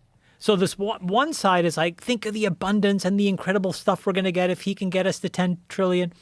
And other people are like, you can't hold a third of the economy in your hand. And everybody goes crazy. And I'm like, this guy's a fucking genius. Like how you would never have, how would you even have the courage to tweet something like that? It just seems like so crazy. It really helps if you own Twitter. Right? Because if you did it in another format, you get excoriated. Not only that, there was a real chance that you'd actually get banned from the platform at one point in time. Yeah. For many of the things that he's posted, Yeah, he would have gotten banned for pre-2020 Twitter. Yeah. Yeah. Or whatever year it was that he purchased it. Yeah. Negative attention period. So it brings back to this idea of a simulation. Why is what humans focus on such a massive part of what's valuable to us? And sometimes what we focus on is not valuable. As you were talking about, the things that really matter in your day-to-day life, or that actually affect you, versus the things that are in the public consciousness. Like UFOs is a great example. UFOs. It's not really fucking. Ultimately it may. So there's this thing that we all have, recognizing the potential for danger, right? What's that sound? What is that? It might be nothing, but it might be something. Go look. So look, if you and I were designing a video game, we'd probably sit there and say, okay, we got to get from point A to point B, but to make it fun, we're going to put all these little distractions and honeypots along the way. Yeah. And what they should be doing is accumulating resources to get over the river and then accumulating, weapons to fight these other guys. But instead, we're going to put this like little thing over here and this other thing over there. And you could easily get distracted. And some people they'll just fucking beeline right to the end of it. They'll get to the end boss. And I feel like that's kind of what we're tasked with doing every day. We're tasked with, we know what's important, maybe deeply in our DNA. And then we have all this stuff that we're supposed to pay attention to. And I think increasingly the game is tell yourself that that's actually not the thing that matters. It's almost like working against you. And figure out what this other stuff is. And focus on that and fix that. Like politics is a game that I think distracts, like left and right. It's so stupid. And it's breaking down. And it's breaking down because now it's actually like you're more likely to find alignment based on age versus by political orientation. Like people who are 30 and younger, it doesn't matter what they identify as, they all believe in the same shit. A lot more. Really? Like meaning like if you ask their views on social policy, taxation, Israel, if you ask their views, what you find is now a convergence between the left and the right if you divide it by age. At our age, it's still much more but about... not completely uniform. No, it's not completely uniform. But my point is, it was simpler in the past to organize people independent of age by political orientation. That Right. simplicity is gone. Well, isn't that because of also a breakdown in trust of all government in particular?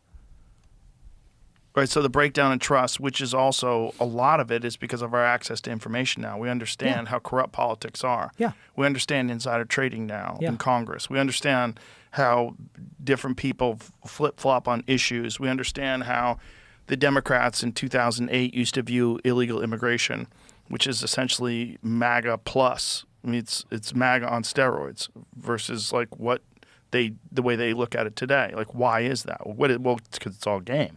It's all game. a power, influence, and attention game. Yeah, it's very fucking strange. Yeah. But it's all moving us in a general direction. And that general direction is access to innovation. It's all – I've said this a lot of times, and if people have heard it before, I apologize. But if you looked at the human race from afar, if you were something else, you'd say, well, what does the species do? Well, it makes better things constantly, even if it doesn't need them. Like, if you have an iPhone, I have a 16, you have a 16. I have a 17. I bought it. I haven't even fucking turned it on. Yeah. I haven't plugged it in. I didn't even bother buying this. I'm gonna eventually. Yeah. Eventually, I'll fucking plug it in and fucking swap everything over and figure out where my fucking passwords are. But the reality is, you don't need it, but you want it, and it's going to keep getting better every year. Why? Because that's what we're obsessed with. Yeah. This also aligns with materialism. Like, for a finite lifespan, why are people, like including old people, so obsessed with gathering stuff? Well, because that fuels innovation. Because if there's no new things coming, there's no motivation to get the newest, latest, greatest thing. And ultimately what that leads to is greater technology, which ultimately leads to artificial intelligence. My slight deviation from that is I think sometimes people accumulate things because it's a status game, and that's because they get more attention. You have a Ferrari, you get attention. Right, but what does that do? It makes Ferrari make better Ferraris. And all technology moves in the same general direction. No one company. Yeah, that's true. That's true. No one company says, this is it. This is what we make. It's perfect. Like, so you think people innately feel that by being a part of this kind of like consumerist capitalist system, they're contributing to progress? I don't think they innately feel it, but I think that's ultimately the result. What happens? Right. That's ultimately the result. And it seems to be universal. And it seems to be constantly moving in this one general direction, which is better and better technology. But like the stage fright example, you don't think it's encoded in our DNA, this idea of like, wow, when I am a part of this in some way, shape, or form, just things seem to get better and I want to be a part of that? Like, do you think that that's possible, that that's encoded in us? I think it motivates us to the ultimate goal. And that ultimate goal, I think, is that human beings constantly make better stuff. Yeah. Whatever it is. Better buildings, better planes, better cars, better phones, better TVs, better computers, better everything. Artificial life. that might be the whole reason why we're here. And the way I've always described it is that we are a biological caterpillar that's making a digital cocoon. And we don't even know why we're going to become a butterfly. But we're doing it. We're doing it and we're moving towards it. And it might be what happens to all life all throughout the universe. And it might be why these so-called aliens or whatever the fuck they are, it might be us in the future. It might be other versions of human beings that have gone past whatever this period of development that we're currently involved in right now. This is just might be what happens. This might be what life always does. It might realize that biological life, which is very territorial and primal and sexual and greedy, and it has all these problems with human reward systems, ultimately develops into this other thing. Right. And then that's what we're doing. And then we're in the process of that right now. And I think that when we colonize Mars, I think that new world order actually has the best chance to take shape. Because there's a lot of people that think that Mars was already colonized at one point in time. That life already existed. What? That life already existed on Mars like many millions of years ago. And that there's evidence of structures on Mars that's really weird stuff. Have you ever seen the square that they found on Mars? No. Okay, show them to him, Jamie. One of the things that they're finding with scans of Mars is like geometric patterns and structures and right angles that shouldn't exist, like weird stuff. That couldn't be naturally No, way weirder. Way weirder than like the face on Cydonia. The Cydonia thing is interesting. Yeah. And then this one, look at that. What the fuck is that? It looks like a home of some kind. Right. Or something. Some enormous structure. Yeah. And the size of that, they don't know exactly, but it may be as large as several kilometers or as small as several hundred meters. But they're not exactly sure. But what they are sure is that it has very weird right angles. And right angles that seem to be uniform in size. That's crazy. Like, see how it's highlighted in the enhanced photograph in the upper left? Like, what is that? But sorry, were they able to send like the rover over there? Or no, it's too far away. I don't think it's in the exact place where the rover's at, but they're able to get image of these things. And there's several of these things. That's insane. Yeah, there's a lot of weird stuff. There's a lot of weird stuff there. So there's also like ancient civilizations that have these myths of us existing somewhere else and coming here. Right. But you have to think, if human beings develop somewhere else and they reach some high level of sophistication and then they experience some cataclysmic disaster that completely destroyed their environment, which is what Mars is, right? So like, let's assume that Mars was at one point in time it was habitable and that life existed on. And we know it was at one point in time. We know there was water on Mars. We know, and there's some sort of evidence of at least some sort of a very primitive biological life on Mars. Yeah. If they got to a point where they said, hey, this fucking place is falling apart, but this Earth spot looks pretty good, and they go there, but then cataclysms happen on Earth and no one remembers because all your information's on hard drives, and then you have to rebuild society. And so you're remembering. And so you have all these myths of how everything started, you know, whether it's Adam and Eve or the Great Flood or whatever these things are that we passed down through oral tradition for hundreds of years and then eventually write it down. And then people try to decipher what it means. And they sit in church and try to go over what did it mean? Like, what does this mean? Like, what is the real origin of all these stories? We don't know. I mean, that's crazy. It's crazy. But if life, it sounds nuts. Why would life couldn't possibly exist on Mars? How the fuck does life exist on Earth? How about that? How about why would we assume that it wouldn't have existed at one point in time? And Terrence Howard, who is a very interesting guy. Very interesting. And got some... Your episode, I mean... With Eric Weinstein? No, crazy. Yeah, crazy. Yeah, that one was crazy. Yeah. And him alone. But he's got some fucking weird ideas that you just make you go, he's a very brilliant guy. And, you know, kind of a strange heterodox thinker, right? And one of his ideas is that planets get to a certain distance from a sun and they people.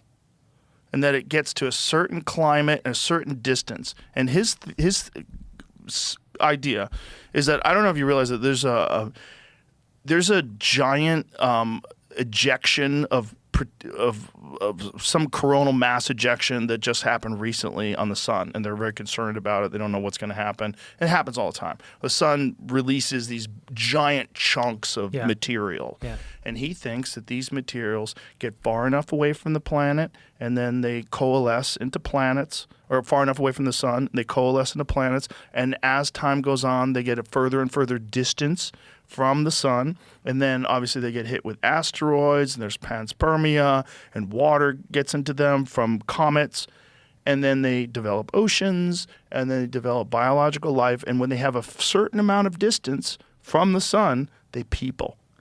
And he thinks that as they get further and further and further away, they get less and less habitable. And then they get to a point where they have their technology to a point where they realize, like, we can't sustain life on this planet anymore. We got to go to that other one. And so they go to the one that's closer to the sun because they're too far now. It's a nutty idea. Jesus Christ. It's a nutty idea. But if you think about how recent our sun is in terms of the solar system itself, in terms of rather the galaxy itself. So if the universe, if the Big Bang is correct, and our universe existed, our universe erupted from nothing or from a very small thing 13.7 billion years ago. Well, this fucking planet's only 4-point-something billion years old, right? And life is only, a little bit less than that. Yeah. So you have like a billion years or so where there's nothing, and then you start getting single-celled organisms, multi-celled organisms, and eventually it peoples. And when it gets to a certain point where these people have advanced their curiosity and their innovation to the point where they can harness space travel, and they use zero-point energy, and they have a bunch of different things that we haven't invented yet, and then their environment degrades. And it gets to the point where they realize, like, hey, we're getting pummeled by asteroids. We can't sustain life here anymore. You got to move. Like Elon wants to go to Mars, which might be the wrong answer. We might want to go that way. The We might other want to go direction. closer to the sun. Exactly. I mean, the thing is, he's got everything he needs now to get there. Like, I'm not going. Are you going? I would go. Fuck that. Oh, I would I'll go. I'll But no, wait. okay, I'll send you an email. Hold on a second. Think about what he's going to take. Okay, look. Let's just say he gets there with a city. He has the way to transport us there. Right. Okay. Then when you land, he's got the way to actually transport us around on the planet, right? He's got Tesla. Right. He will have already sent a fleet of his robots. Those folks will have made some inhabitable city, probably using the boring company drill, because you're going to be under the regolith. You don't want to be on the top. Maybe you just dig a hole and you inhabit down there. He's got all the ways to make energy. He has the AI to help you design the stuff. He has the communication way to communicate. He's got the internet, his own internet, so he can get all of the information to everybody. And then he's got money in the super app so that you can transact. And then I think to myself, like, what is he actually missing? And then what happens if he gets there first? Is he just allowed to just do whatever he wants? Like, is it just kind of like a free-for-all? Like, well, it's his constitution. Right? Like, is that what happens? Well, it's like Earth, but shittier. Like, we already have all those things here. Why would you want to go to a place where you die when you go outside? I think what people will be attracted to is that if he publishes his version of what the rules are there, there's a chance that he could make them really different to what the rules are here. Like, what kind of rules would you do if you were the king of Mars? So I think that your view is incredibly, to me, like positive sum, like of humanity, of like, we want to make things better. Mm-hmm. So if I think about that as like a function, what happens? That's like, so our natural rate of direction is forward. What pushes back on that? And a lot of it, what you find is like government, regulation, rules, all that stuff. Greed, too much focus on attention. Right. So I would try to experiment with like what the incentives would have to be so that you had more unfettered entrepreneurship. Like, just like do the thing that you think is right. Right. And there's a mechanism where we give you the ability to then make things for more people because you're proving that you're actually really good at making things. And if you don't need money at that point in society, reorienting us away from this kind of like brittle form of exchange to something more useful, that's worth experimenting with. I think that's an important Well, there's also the concept of the self, of the individual, which may erode with technological innovation. So if we really can read each other's minds, if we really do get to a point where we're communicating through technologically assisted telepathy, like a lot of the weirdness of people is, I don't know what you're thinking. I don't know if I should trust you.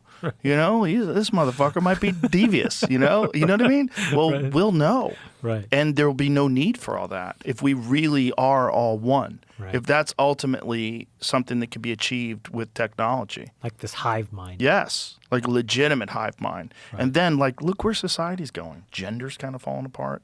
People are they're reproducing less, right? People are having less testosterone, more miscarriages, less fertile. We're kind of moving into this genderless direction. And I don't know if it's by design, but microplastics and phthalates and all these different chemicals that are endocrine disruptors are all ubiquitous in our society. Well, Right. Is that a coincidence that that's all happening at the same time as technological innovation on mass scale? Is it? I don't know. Because, like, what's the one thing that's holding us back? Well, that we're territorial primates with thermonuclear weapons, and that we exist in a sort of tribal mindset, but yet we do it on a planet of 8 billion people. Yeah, no. The key differentiator of humans is our ability to enact violence, Yeah. to methodically execute premeditated violence. Yes. And greed and attention. And one of the things that attention is sexual preference or sexual, rather, attention, like the ability to procreate, the ability to acquire mates, right? Like the more resources you have, the more attractive you'll be, especially for males. And males are the ones that are involved in the violence in the first place. You know, I can't name a single war that was started by a woman. How do you teach your kids that attention is not everything? Ooh, that's a good question. Especially in this society, it's probably harder to do that now than ever before. Because the reaction that I suspect most kids will have is like, stop, like, leave me alone. Like, it's almost an impossible thing. Well, I think kids learn more from their parents' behavior than anything you say to them. I think they learn from the way you behave and the way you exist and the way you exist with them. And if you are constantly whoring yourself out for attention, it's one thing if you get a lot of attention from what you do, but if that's your primary goal, they're going to know. Do your kids know how famous and influential you are? Like, honest question. Oh, yeah, they know. But do they have a real sense of it, or do you just kind of As like, much it as is they what? can. I mean, how can you? It's got to be weird as fuck growing up with a very famous dad. It's very odd, but Yeah. it's not my primary goal. Yeah, this is my point. You're not putting it in their face. So No. to your point, you're not modeling attention is all you do. No. I have interesting conversations with cool people. I tell jokes and I call fights. Like, those are the things that I do. Right. And they also know that I have a very strong work ethic and that I work towards things. So they have very strong work ethics. They're very motivated and disciplined, like shockingly disciplined. And I think that's modeled. I think that comes from, and they also like really enjoy achieving goals, and they're rewarded for it with praise and with admiration, but never with like you're better than other people. Yeah. Never like it's the idea is like all human beings are capable of greatness. So it's like find the thing that you excel at. And if you throw yourself into that, it's very rewarding. I really believe in this. I tell this story when I interview people. When I interview people, I'm always like, just at whatever company, I'm always like, I first only want to know about them. I'm like, fuck your resume. Like, tell me about your parents and how you grew up. I just want to know that. Stop at 18. Everything before 18. Just tell me every little detail. Right. And some people tell me these incredible stories. They'll be like, my mom was an alcoholic or this or that. And I'm just like, man, this is so valuable because it allows me to understand who they are. The second Right. part of the interview, we do the business shit. But the third part, I tell this story. This is a crazy story about what you're just saying. They ran this experiment at Stanford where they take like a big bowl, fill it with water, and they drop in a mouse, and they measure how long it takes for the mouse to drown. They do it like 100 times. The average was about 4 minutes, call it 4.5 minutes.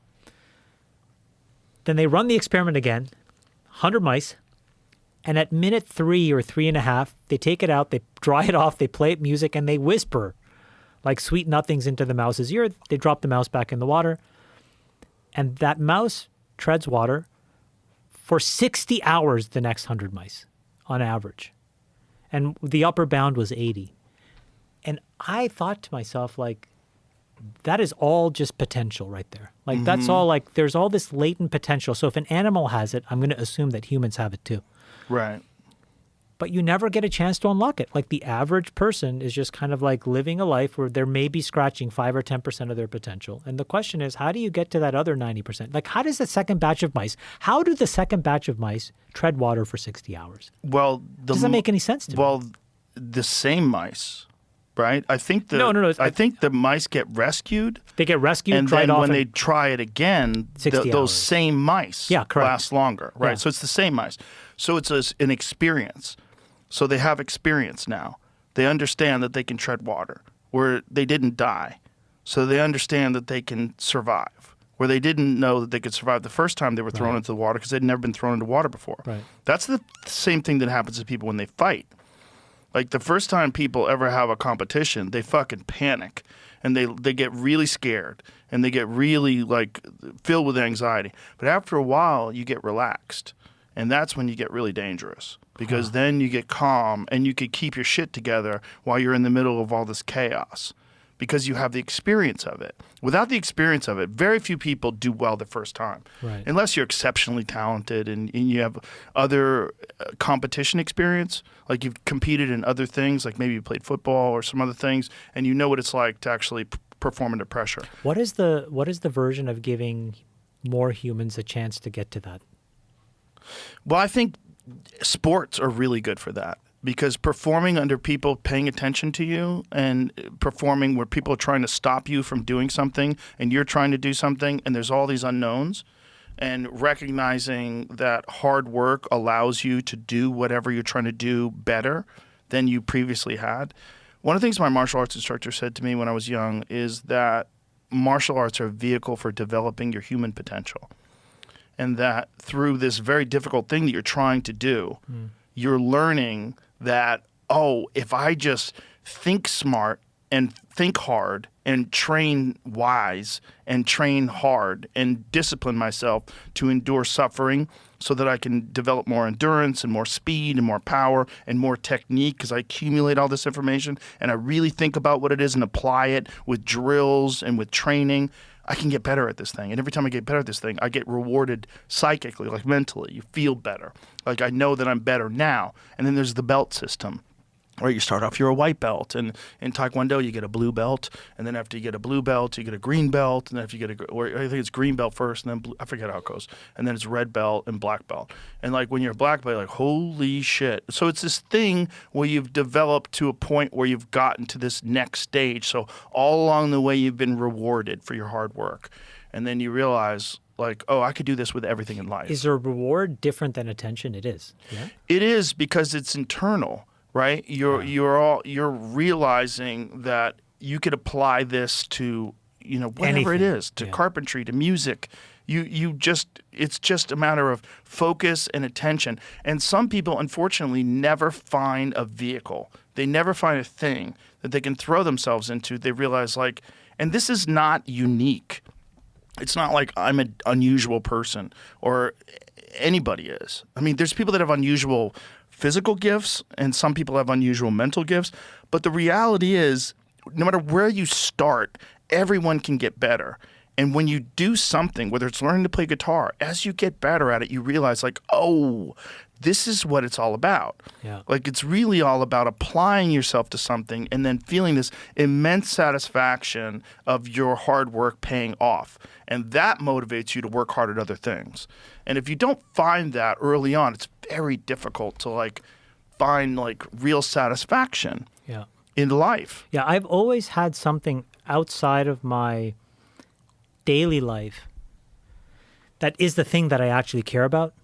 And it actually energizes me for my day-to-day life. I don't know if that's a lot of people, but what do you do? What's your thing? Well, initially it was poker.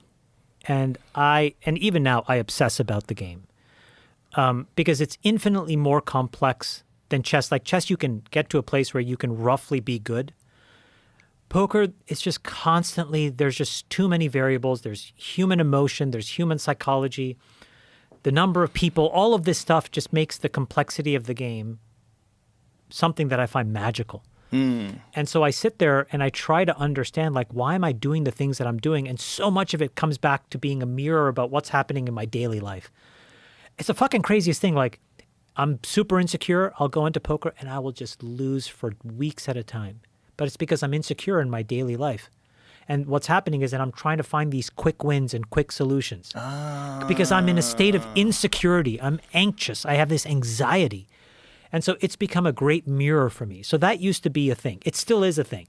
But I've become reasonably skilled at it where the edges are smaller and I put myself in positions where I'm only playing against a certain group of people and I'm the losing player, frankly, in that game when I'm playing against like the top pros. It just doesn't, it helps me and I can get tuned up for it. But then I started to, I would take different things. I tried to learn how to ski.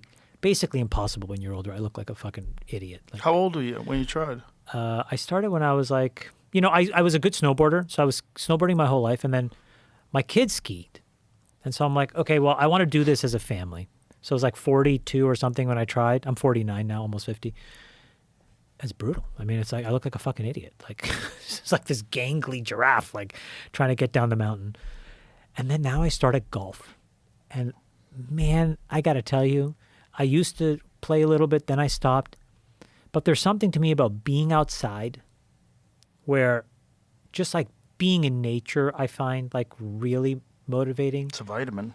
It's a vitamin. And then just the mind-body connection of that game, it just really fucks with you because it's just nothing you can master and overpower. Right. And it teaches you to just like be in it. Yeah. And that's a very hard skill. Like if you look at the best, there's like a handful of people that I really look up to and I obsess, like Munger, Buffett. But the Berkshire meeting was this past weekend. And if you look at the clips, there's this incredible thing where they transitioned, right? Munger passed away. Buffett's like now executive chairman. But this guy, Greg Abel, and this guy, Ajit Jain. Ajit Jain does this thing where he's like, I teach the people that come to just say no. Your whole job is to just say no. You're going to get bombarded with all kinds of business pitches. Say no, no, no. And eventually somebody will come and will fucking try to whack you in the head with a 2x4 of money. Then you come to me and we'll do the deal. And it made such an impression because, like, again, when I'm insecure, my reward function is attention. So I'm like a fucking little busybody. I'm running around doing all this little bullshit, And then, man, when I'm in a fucking flow state and like I'm tunning it, like I'm striping the ball, I'm like a few things that really matter in size. And I'm like, man, this is right. It's all come to me because I'm like within myself. And these other things are a better reflection of when I'm within myself. And these other things are a mirror of when I'm totally out of kilter. That's just me. So in my life, these things tend to lead. I think you're saying that's just you, but I think that's generally most people. I think you find these things, these vehicles for developing human potential, whether it's martial arts or golf or playing guitar or playing chess or poker. And then you have to have, I think, one, at least for me, one seminal relationship in your life. You have to have one person that has just undying belief in you. And I never really had that until I met my wife. And that was I pushed against it so fucking hard because I was like, it just can't be true. Like, why does this person give a shit? Do you know what I mean? Like, why do they care about me more than I care? Well, there's also the fear like, because why? so many people get in those bad relationships. And I'm just like, I think there's a part of you, like me, where you're just like, I'm not a very lovable person. Like, I'm just like, that's not who I am. And this woman is just there. So that's been like the thing. Like for me, it's like, and because she's brutal, she'll be like, oh yeah, that was fucking horrible. Like yesterday, we had this, I did this thing at Milken. It was a dinner at my friend's house. And then, we're both going to different airports. I'm flying here to see you and she's flying home. And she calls me and I'm like, Amore, how did I do? Ah, shit.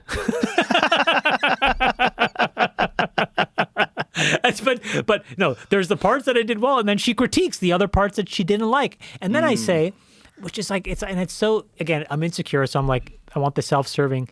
Well, because there was 3 of us on this panel, and she's like, and I was like, I was the best, right? She's like, no, Gavin was better. And I'm just like, it's so refreshing because it's like Keeps you in check. and it gives me a mirror, like when I was coming to see you yesterday when we were flying down to LA for this thing, there's parts of me where when I'm insecure, I kind of like externalize and I can be like really hyperbolic, unnecessarily hyperbolic, and it's counterproductive. And she said to me, listen, like, just imagine your friends. These are hardworking people. They're trying their best as well. They don't necessarily know. Some things have massively worked out for them, but they would want to do the right thing. There's people you've worked with before that want to do the right thing. And she's like, just pick with them and don't judge. You can observe. And it's crazy, but it's like, I need those little things. There's like tweaks. It's like having a coach kind of like, and that's very helpful to me. Yeah, it's very important. It's hard to do that yourself. I can't do it. And it's also like I'm retard maxing. Like my life is like, I like that flow. Mm-hmm. And if I didn't have somebody who loved me and would hold me accountable, I'm just fucking not think about it. Yeah. And the opposite of that is someone who's like an antagonistic relationship. And we know a lot of people that have those kind of very sabotagey sort of marriages and relationships, and that's crazy. It's brutal. It's brutal. And I don't think they've ever had a really good one. Otherwise, they would never tolerate that. I didn't know what good looked like. So you kind of just, I think a lot of people go with the flow. Like, I mean, I was a nerdy kid from kind of a shitty, fucked up kind of like family structure. And then I got injected into this rich high school. But then I got to go back to an alcoholic father. I'm on fucking welfare. Like, it's like, my self-confidence is negative fucking 2 units. Didn't have a girlfriend, like all the shit in high school. Like nothing happened for me. And so my modeling of like how to be in a relationship, what to do, it was fucking zero. It was zero. And so all those mistakes were mostly because I didn't understand what good looked like. Right. And then I stumbled into this relationship after my divorce, and my ex-wife is an incredible woman, just like not, what you needed or what she needed. Yeah, we were in a few very specific ways, we just weren't on the same page. And then I find this other one, and I think like, I was so skeptical. I'm like, I kind of viewed like a relationship as like this adjunct to your life. There's you're at the center, you're doing your shit, and one of the appendages to your thing is that's what I thought. And then now it's the opposite, where I feel like my wife's at the center, and I'm like, I would always kind of like almost like laugh at people. In my mind, I'm like, it's not possible that somebody feels this way about somebody else. But it's a huge enabler. It's a very much a gift. So that can also be a thing that people look for. You know what I mean? Which is, I think what you're saying is that there's a bunch of different things that have to sort of exist together, and that it's not just completely focus on your work, but that focusing on these other things enhances the work, and then the work enhances all these other things as well, and they all exist together. And my best work is when I'm not thinking about the attention or the money. Those are the 2 most corrupting influences in my life. If when I look back and when I've lost the most amount of money, or when I've reputationally hurt myself the most, it's all been because of attention and money. Those are the only 2 things. The root cause consistently has been that. That makes sense, because you're thinking about a result rather than the process. Exactly. Yeah. Exactly. So, and then thinking about that result, like, ooh, I'm going to get a lot of attention from this. Ooh, I'm going to get a lot of money from this. That actually robs you of the focus that you need to concentrate on the process. Exactly.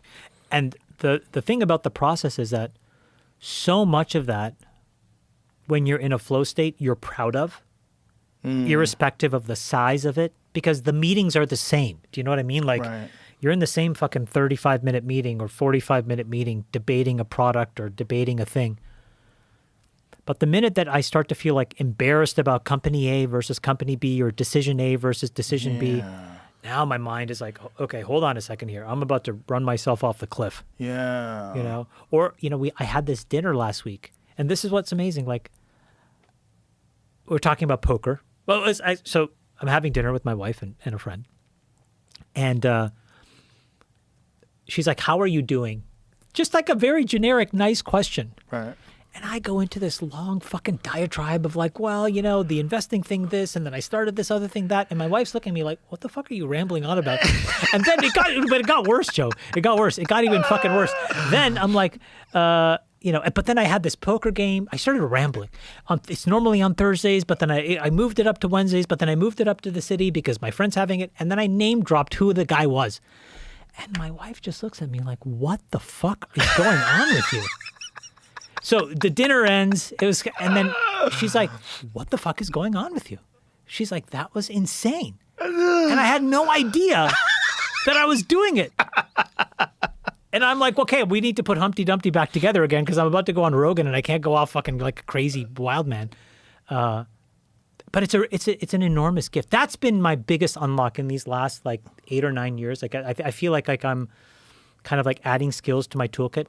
I feel like a golfer, like that's like I can shape shots a little bit now. I know how to use different clubs. And it's all like mindset. And it's like, it's very much what it's like this process-oriented approach, and you just can't control the outcome. And that's like it's a magical feeling. It's interesting that you're saying this because, like, think about what most people or people that are on social media, like the kind of attention that they're focusing on. Like, this is why virtue signaling is so unsuccessful, right? It's so bad for it because it's fake. You're really concentrating on the process. Or you're really concentrating on the result. The result is getting people to love you. Exactly. Getting people to agree with you. And then worrying about the criticism. Oh, my God, they hate me. Oh, my God, they're mad at my statement. Oh, my God, they're this. And then you're, like, obsessing on it all day. People that aren't even anywhere near you. Yeah. It's like it's one of the absolute worst things for mental health is this addiction that people have to posting things and then reading the responses to those posts and getting wrapped up in these very weird two-dimensional interactions with human beings. You never read your comments. I mean, you're very famous. You're just like, it doesn't fucking matter to me. Well, you're going to get to a certain point in time where if you have X amount of people that follow you, you're going to have a percentage that are mad at you. And those are the ones you're going to think about. Right. And if you don't self-audit, maybe that's good. Maybe it's good to say, like, you fucking piece of shit. Like, oh, sorry. You know, like what your wife's saying to you, like, what the fuck was that? Like, oh, shit. Like, I am very self-critical. Very. Like, horribly so. Like, to the point I torture myself. You know, so I'm like, I don't need that from other people. And also, those people don't love me, and they want me to fail. Like, there's a lot of people that their lives are very unsuccessful, and I've been way too fortunate, right? So it's like, there's a reason to be upset at me if your life is shit. Because I've 3 of the best jobs on earth. It doesn't make any sense, right? So there's and also, why the fuck is this podcast so successful? That doesn't make any sense, right? So it's like, I get it. I understand why people, but I'm not going to help them. I'm not going to help them bring me down. I'm not going to indulge in it and ruin my own mind by wallowing in their bullshit. Because the only reason why you would do that in the first place is if you're not together. No one who's healthy and happy and intelligent is going to post mean things about you. So you are reading things from people that are mentally ill, unhappy, and probably not. Maybe they're intelligent in terms of their ability to solve certain issues and problems. Maybe they're good at certain skills, but like their overall grasp of humanity and like being a good person is not good if you're shitting on people, especially if you like ad hominem attacks and just insults. And so it's not a good thing to ingest. It's like if you go down the supermarket, you see Twinkies. Oh, they're right there. Don't fucking eat them. Okay. That's not good for you. And so it's like, I don't think that at a certain point in time, especially if you become publicly known and famous, you should ever read your comments. I don't think it's good for you. Yeah. But you better be self-auditing or you'll start sniffing your own farts and think they smell great. Like, don't do that either. Yeah. But I know a lot of people that have gone crazy reading their own comments. I've met comedians that like, they'll think about it all day long. It will fuck with them. It will Well, their neuroses are what creates great comedy to begin with. So if you feed that neuroses in the wrong way, you're fucked. The wrong way, right. And then also the self-doubt creeps in because all these people telling you suck. And they're like, oh my God, I suck. And then you go on stage with this, like, people think I suck. They hate me. You can't do that. Like, if you have a certain amount of energy in the day. This is what I always tell comedians. I said, look, think of your attention and your focus as a unit. You have 100 units. If you spend 30 of those fucking units on assholes online, you're robbing 30 units from all the things you love. Right. 30 units from your family, 30 units from your friends, 30 units from your job, 30 units from golf or poker or whatever it is that you love to do. You're stealing your own time and your own focus for losers. Right. Like, why would you do that? And those losers are good people. Most people are good people. Yeah, They're in a bad path. I would have been the same person. Or they're venting. Yeah. Yes, they're venting. Yeah. Look, if you gave me a fucking Twitter account when I was 16, oh my God, it would have been horrendous. Yeah, I would have been going crazy. Oh my God, I would have been a terrible person. Yeah. It's normal, especially if your life sucks and you're not doing well and you're attacking famous people or you're attacking this person that's doing better than you or whatever it is. Like, it's... Do you have you seen the clips of the retard maxing? Elisha Long? No. You don't know what this is? No. You don't know what this is? No, what's retard maxing? Oh, this guy is fantastic. He sits on his back porch. Jamie, can you just show? He sits on his back porch, smoking a cigar, basically telling you everything's kind of bullshit. Stop thinking about shit. You know, if you don't like your friends, leave them. If you don't like your girlfriend, leave them. Stop overthinking. Simplify your life. You know, it's so simple, but I think it's incredibly Who is this guy? Elisha Long, I think is his name. I don't know, Jamie, if you can find it. I think Elisha. Retard maxing is funny because I know about looks maxing. We talked about that recently on a podcast, but that's recently entered into my mind, into my zeitgeist. Looks maxing. That's the clavicular thing. Yeah. But I've only found out about that within the last few months of life. Because I genuinely stay off social media as much as possible. Yeah. And if I do read things, what I like to do, I like to focus on fascinating things. Like a lot of my time I spend looking at YouTube stuff. Same. Because YouTube stuff, my Same. algorithm is all like new black holes they've discovered, you know, new discoveries in terms of like what is the fabric of reality. Like that's interesting to me. Yeah. And if I just concentrate on people being mean or shitty to each other or the latest fucking political drama, it's like, I don't have much time. Yeah. I'm busy. Yeah. I like things. Yeah. And are you on like Instagram and TikTok? I'm on Instagram. I do not have a TikTok. This is Looks Maxing. No, this is Retard Maxing. So let me hear what he says. Who's this guy? What's his name? Elisha Long. Shout out to Elisha. Being used as a poisoning of nostalgia, but to simply remind you of what you found important. And as we grow up, we often give that up for security. We give that up so that we are accepted. We give that up to flex and appear like we have now figured things out, that people will accept us.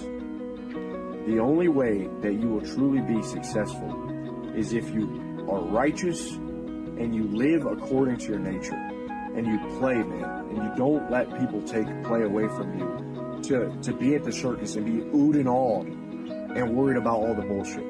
Return to a state of play. Well, that's very good advice. Return to retard max. The best thing that you could do is return to a state of play. That's true. There's a lot of that. You know, there's a lot of that. Absolutely. Oh, I think that is like it's a wise man for a young fella. Yeah. This is what I'm saying, like, he's a jiu-jitsu guy. There you go. Look, he's getting his fucking blue belt there, or he's getting his purple belt. What is going on there? So is he getting his blue belt? Yeah, it says purple. Purple. Yeah, so they're taking his blue belt off and putting his purple belt on. Yeah, see, he's learning. He's a martial artist. That's why. You think martial arts people are just more like spiritually connected to the truth? I don't know if it's spiritually connected to the truth. It's forced down your fucking throat because you can't believe you're better than you are if you're getting mauled every day. You know? And there's only one way. Like, this guy's on the path to becoming a jiu-jitsu black belt. He looks like a pretty big guy, too. That'll help. But there's only one way to get a black belt in jiu-jitsu. You got to train jiu-jitsu all the time and get better at jiu-jitsu. You can't pretend you're better. You know, there's a lot of people that write poems and they suck and they think they're so deep. Yeah. But those poems Meaning suck. like there's just a very simple objective measurement. That says 100%. Yeah. You either win or you lose. You either tap or you get tapped out.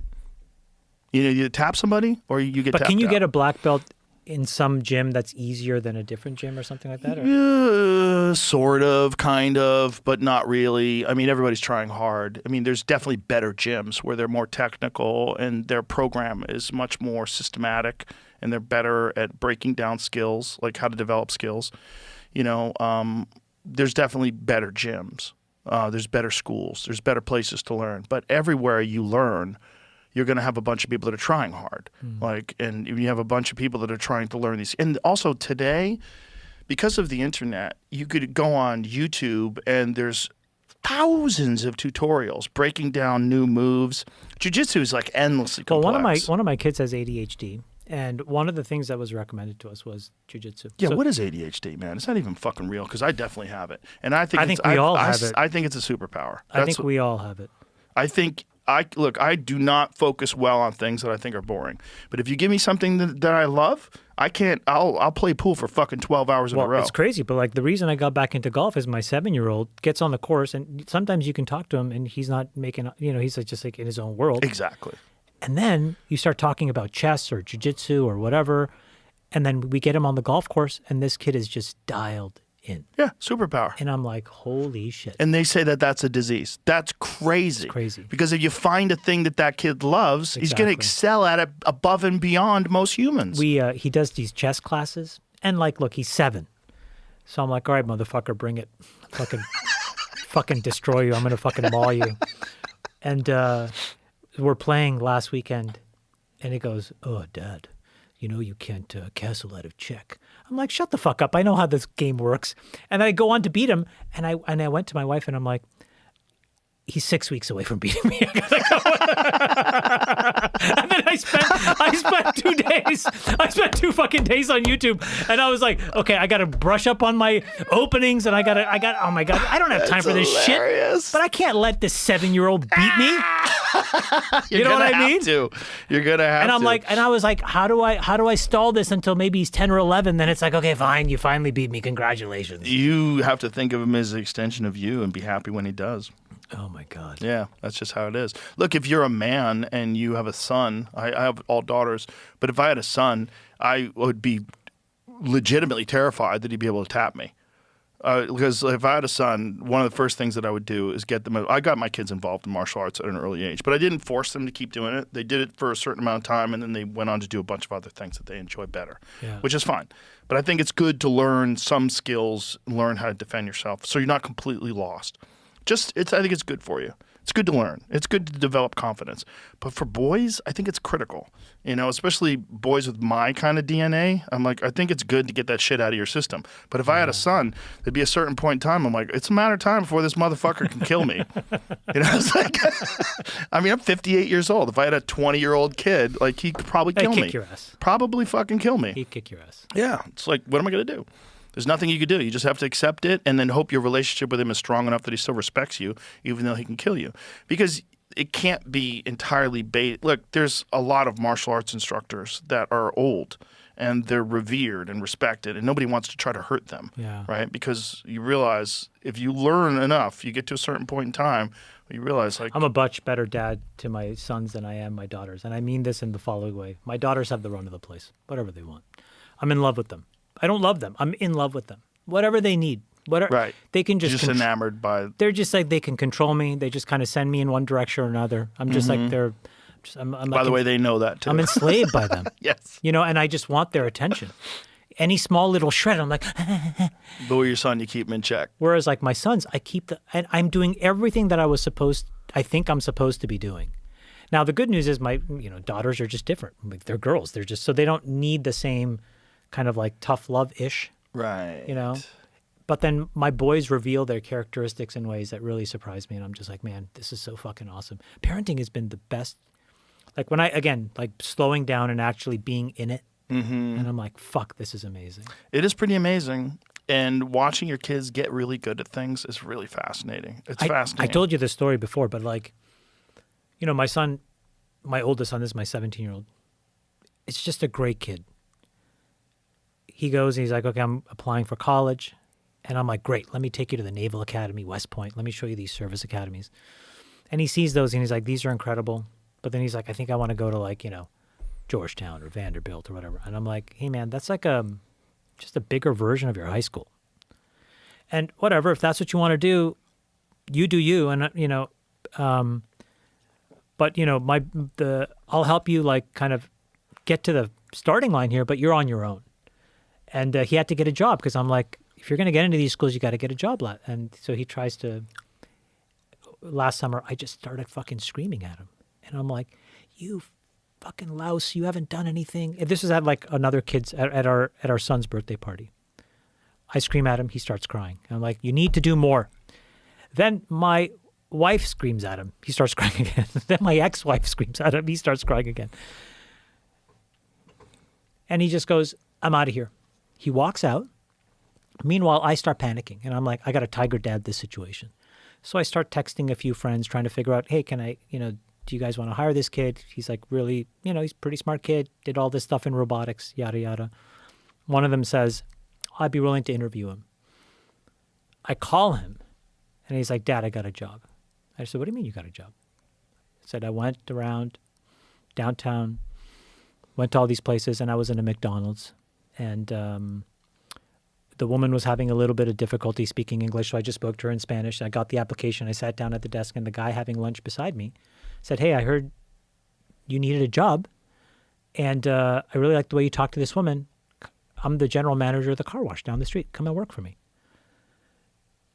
And I said, well, what are you going to do? He goes, I'm going to go work there. And I said, okay, well, I got this other interview for you as well, so you should see maybe you can do both. Anyways, the end of the story is he did these two jobs. He worked at a robotics firm, but then he worked at a car wash. And when I tell you this story, I am so proud of this kid because of the car wash. Because that car wash thing, he would come home and he's like, man, you have no idea how people live. And I'm like, what do you mean? He's like, the stuff that I find in the trunk when I have to vacuum these cars and clean out the cars. And I'm like, bro, that is a gift. You have given a fucking gift.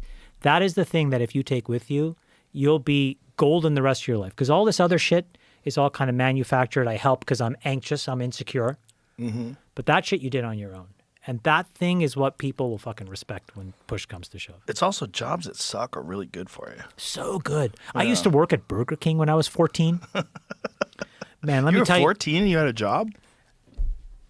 When my dad had to stay behind, like my dad was a diplomat in the embassy of Sri Lanka in Canada. This fucking war in Sri Lanka is crazy. He writes this essay. His life is threatened. So he files for refugee status. He gets it. He gets kicked out of the embassy. So he doesn't have a job. My mom becomes a housekeeper. And we're kind of toiling in this poverty cycle. So 14, I had to get a job. And I would take the money and, I buy the bus passes. I would buy some of the groceries. We just trying to make it all work, right? And I got a job at the Burger King. This is another example where I was like, I'm going to go get a job. Hey, can you drive me to the interview? And my dad's like, no. Get on your fucking bicycle and go. And I thought, bro, we need this. You need the money more than I do. Why are you making me bicycle? But I bicycled. And I got the job and I worked there. And I used to work the night shift. 14-year-old kid, man. Wow. From fucking 8 till 2 in the morning. Wow. And I would have to clean this like 8 p.m. to 2 in the morning. And then you had to go to school in the morning? No, this was always like Friday, Saturday, Sunday. Wow. Thursday, Friday, Saturday. And then, some days I would have to go to school. And why did I work until 2? Because when the restaurant closes, you get whatever the food is left over, right? So like you get a couple chicken sandwiches, you get like the version of the McNuggets that Burger King had, a couple Whoppers, and you take them home. But the amount of vomit that I had to clean up in the bathroom, you can't imagine, man. A downtown Burger King near bars, after closing time, the shit you see. Oh, wow. And the shit you deal with. And all I could think of was, like, I just want to get the fuck out of here. But that was so valuable for me. Yeah. It was so valuable for me. And then I worry that my, kids don't get exposed to it. But when my son got it, maybe I'm overimposing too much about it. But it's like, I'm like, man, that car wash thing is really going to be the thing that separates you in life. Yeah, doing something that sucks. It also just being lets humble you and grinding through that shit, But you realize, like, this is sometimes people, They don't pick a path, and they just have a job, and they don't like it, and they stay with this thing they don't like forever. And that's not what you want. No. It's not what you want. But the development, like learning how to do something that sucks and grinding through it. And still doing it well. Yeah. You know, doing like it well. make a Yes. Whopper. Be there on I know time. how to fucking make a Whopper. Yeah. Do you know what I mean? Yeah. Make the fries, change the oil, all Yeah. that shit. And then when you apply those lessons to something you actually love, and you work hard at something you love, Magical. oh, it's incredible. That's a like- real gift. It's a real gift. Yeah, I mean, you know, some people, they don't appreciate the process, you know, and it's hard to, because like when you're young and you're going through these difficult jobs and these things that suck, and you don't know how it's going to turn out, you know, and a lot of times people aren't really educated in what a process actually is and about how it does develop character, it does develop discipline, and that these things are actual skills that you can apply to other things in life. You just think, God, I'm a fucking loser. Like, I have a visual for this. I always ask myself, am I in the engine room right now? This is my way of saying, like, an engine room is a little hot, it's a little uncomfortable, but it's where all the shit is happening. It's where the shit is being made. And so I'm like, it's a little, you know, discomforting, but I got to be in there. And there are days where, and there'll be weeks where that's all I do. I'm just in it. You know, I'm not good at responding to emails sometimes or whatever, because there'll just be weeks where I'm in it. And it's an incredible visual for me because I'm like, yeah, this is like where like I'm grounded. And I like feel myself. And then when I look at my health, that's when like I just feel like really good about myself. Like not insecure. And my vitals are different. Like, it's crazy. Like, my fucking HRV. Like, my HRV craters when I'm, like, just, like, you know, insecure. of course. But Yeah. why is that? Like, it's your heart rate variability. It should have nothing to do with your, like, disposition and your mood. Well, your mind is, the idea that your mind is separate from the body is crazy. It's crazy. It's not. And But is your HRV lower when you're just out of sorts? Yes, probably, right? I'm sure. Yeah. I don't really monitor it that much. Yeah.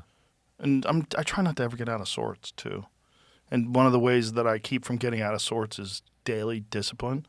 Like, it's if I have days where I'm sure it gets out of sorts, if I have a few days in a row where I don't work out. But I work out almost every day, and if I'm not working Same. out, I'm still cold plunging and going to the sauna and stretching. I'm always doing something. And if I don't do something, I feel like I'm fucking up. And then I can... So does it matter what it is? Meaning, as long as it's a routine? Yeah, well, I do it all myself. I don't have a trainer, but I write things down. I write down what I want to accomplish. I write down what I'm going to do, and then I just do it. I like a robot, force myself to do it. Yeah. And then I always feel better after it's over. Yeah. And it's always the hardest part of my day. Yeah. And so it makes everything else so much easier because I fucking work out hard. Yeah. And so everything else is pretty easy.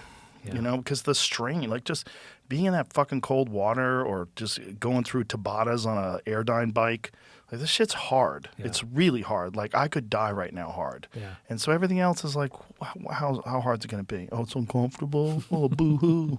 You know, like, but I think it's important to go through that. I really think it is, you know? I really think it is. And that's it.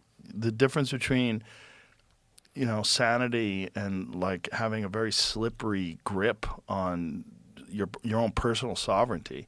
I think a lot of it is like you have to choose. It has to be like elective, voluntary adversity. Like you have to choose to do it. Yeah, that's a really great way of saying it. Voluntary adversity. If it's Yeah. forced upon you, you can kind of compartmentalize. And then you it. get angry, like, "Fuck, well, these Bitter fucking and people resentful. making me do stupid Yeah, shit." exactly. But if you force yourself to do it, you know, This is why these special forces guys are such fucking animals. of course. They're choosing. Right. Exactly. And they develop that, you know, this mentality when you're around other people that are also savages.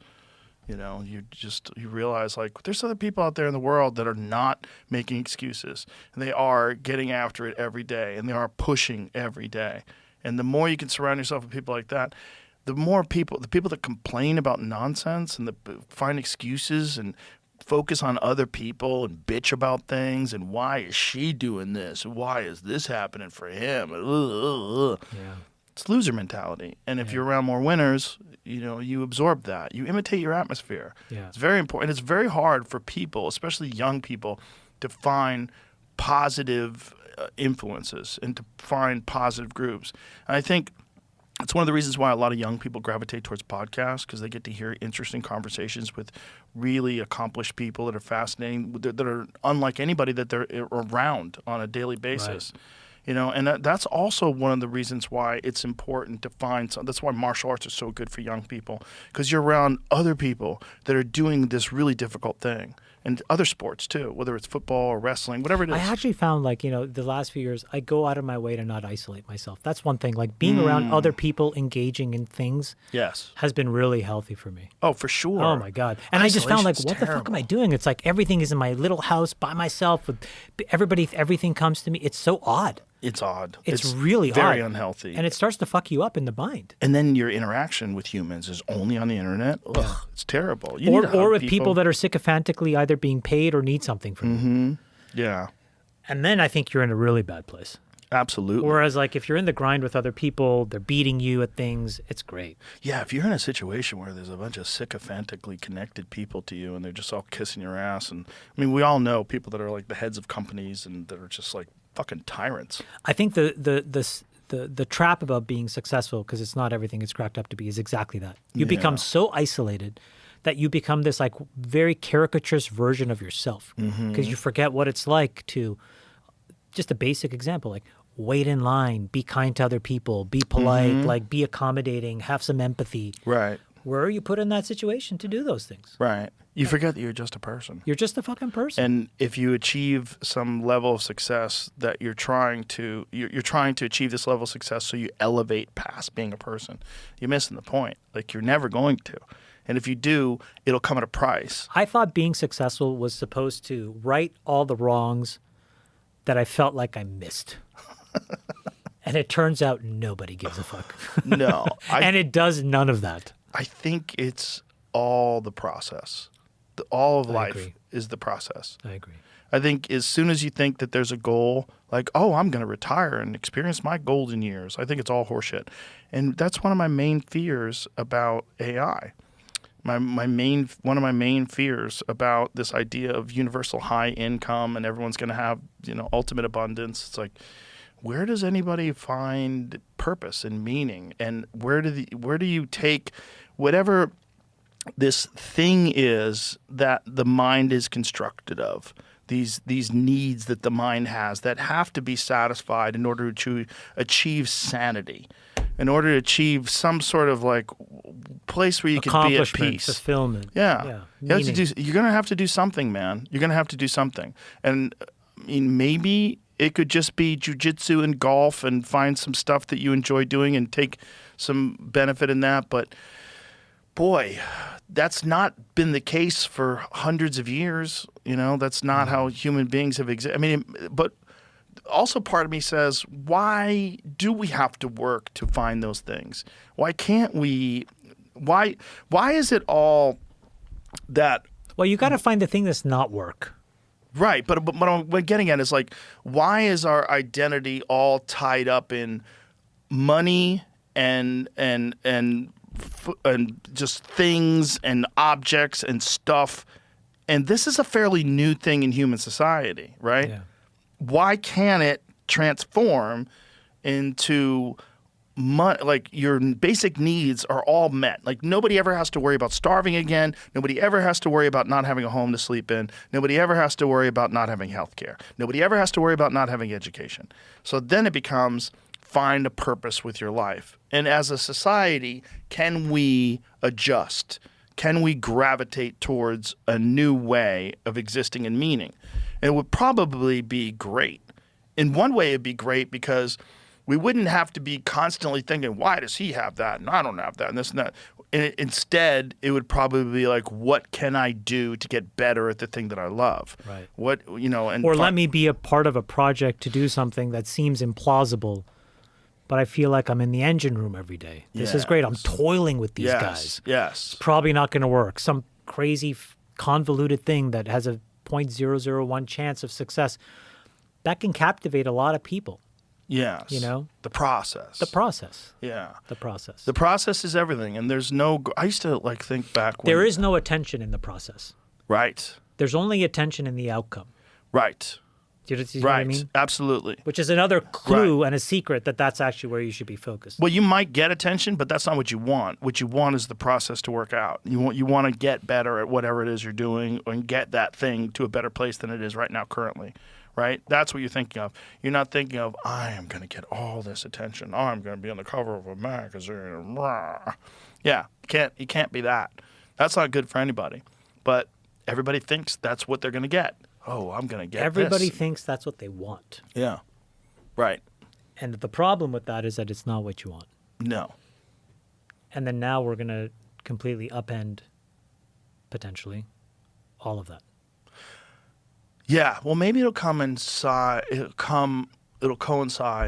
with the hive mind technology. This hive mind thing, actually, that you say, I find very compelling. Because this idea of, like, how do you govern an AI? Each of us individually are not capable, but I think you, me, like 10,000, 100,000 people working together. The question is, are we smarter? And I think there's a reasonable chance that that could be true. And then the other version of the hive mind is, here are all these like crazy ideas that would just make the world incredible.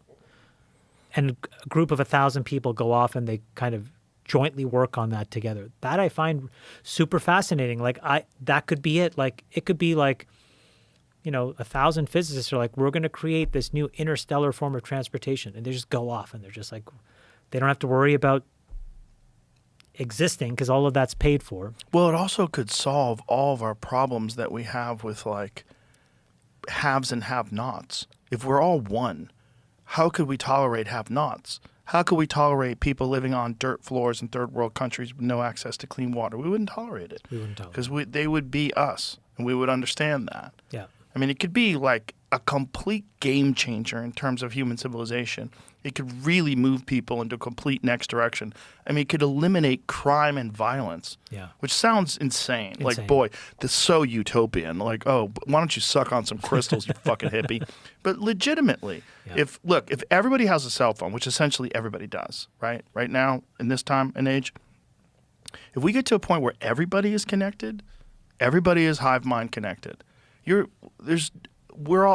not going to just be able to drive by a homeless encampment. Right. You'll feel it. You'll feel it. It won't be like, ew, you fucking losers, hit the gas. Yeah. It's going to be like, we need to solve this. We need to get these people counseling, mental health crisis, get them off the drugs, whatever it is that's wrong with them. I mean, that's an incredible idea. Yeah. Like when an airplane kind of like goes like this and your stomach goes and you just feel it? Yeah. Could you imagine like you drive by a homeless encampment and that's what you feel? Like you feel like something's wrong. And we'll all feel it collectively. Right. If we're all connected and we all feel things collectively, we will actively work together to solve these problems. Yeah. And if we're dealing with, if we really get to a point of abundance, like true abundance, where resources are not an issue and no one's starving, we could really fix all the problems that, like, none of them are insurmountable. None of them are breathing underwater, right? None of them are flying to the sun. Yeah. None of them, right? So all of them are things that could be, if we took all the world's resources, socialism doesn't work, right? Why does it not work? Because it rewards lazy people and it punishes ambitious people. It doesn't work with human nature, but it would work if you have fucking hive mind. If we all understand what it means to put in effort, we all understood what each other are feeling and thinking. Right. And we all compiled resources and fixed all of our social problems. Right. Like literally stop all wars, stop all crime, stop all violence, stop all poverty. Done. And then what do? We work together to solve whatever the fuck else is wrong with society. Well, it's more like what is left over that we haven't figured out. Think about what the world was like before the internet. It's almost impossible to imagine, but we both grew up without it. Yeah. And so we're entering into this new world. Think about what world was like without the hive mind, but yet we all grew up without it. Like that might be the next thing. The thing that I remember the most about that era is I had a positive sum view of everybody. Really? Meaning there weren't like the bad actors were pretty bad, But yeah, generally, like, I looked up to most business people. Like the people that I feel like have been a little bit unmasked, then to me were pristine. Oh, that's like, interesting. Like the Bill Gateses of the world. I was like, man, I really aspire to be Bill Gates when I was like 13 or 14. It just seemed like... And now you're like, why is he buying all the farmland, this fucking weirdo? I mean, it's fucking so funny. He bought this like 45,000 acres and 4,500 acres, I can't get the order of magnitude right, in Phoenix to build his own digital city. Yeah. Okay. It's like weird, so I bought the 1,700 acres beside him. That's hilarious. Fuck you, Bill Gates. It's a very odd thing. It's a very odd thing when people get exposed and you just go like, what the fuck is that guy really all about? But also, like, how isolated is he? He's been isolated for 50 years. Right. Like, who are his friends? Yeah. And how many people does he It have? must be very hard to be him, actually. I mean, especially now that he's divorced, right? Yeah. So now he's got no one going, but that speech fucking sucked. yeah, he has a long-term partner. She seems like a lovely woman. But yeah, it's just got to be super lonely. It's got to be. It's not, to me, it's not worth that level of, I don't even know, what is it? It's like material success, at least measured in the outside world. I don't know what it is, but it's not, it's a lot, man. This is I don't know how Elon does it. Like, it's a lot. It's super isolating. Yeah. It's just, he's very by himself. Mm-hmm. And he's going to be even more isolated in a matter of a few months. Yeah. And that's unfortunate because you have very empathetic, very kind of like sensitive people like that, I think, need other people. Well, he's got people around him, but he's got very few people around him that can kick reality at him. Yeah. You know? That is a bit of a problem. But he still seems to be having fun. Every time I'm around him, we have a bunch of laughs. Like, he's fun to hang out He's with. got an incredible sense of humor. Jamie and I went down to one of the rocket launches at Starbase? SpaceX. Yeah, we went down there. Fucking crazy. And we watched from the ground while it took off, which is incredible because it's like, how far was it, Jamie? It was like 2 miles away from us? A mile and a half. So like it's a mile and a half. You feel it in your chest. Have you been? When a rocket launches? No. Have you been there? No. Dude, it's bananas. No. The fucking thing, like, first of all, it doesn't look that far. It looks like it's like maybe a quarter mile. I'm just not good at judging This is a distance. Starship? Oh, yeah. So you feel it. Like, his kids started crying, like, we want to go inside. Like, it's disturbing.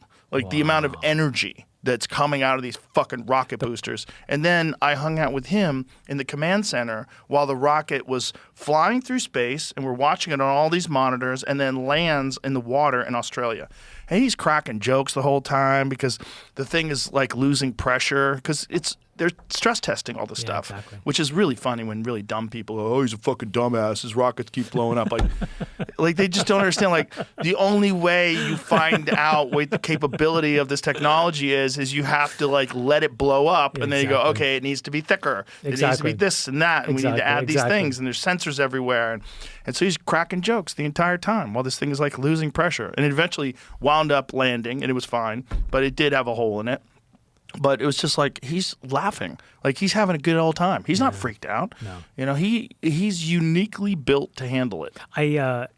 When there was a rocket launch in Vradenburg in California, and I chartered a Pilatus, and because you can get What's a low, Pilatus? like a little like propeller plane, Oh, okay. and I went around and around, and I have this video of it kind of like coming up and through, because like How close were you?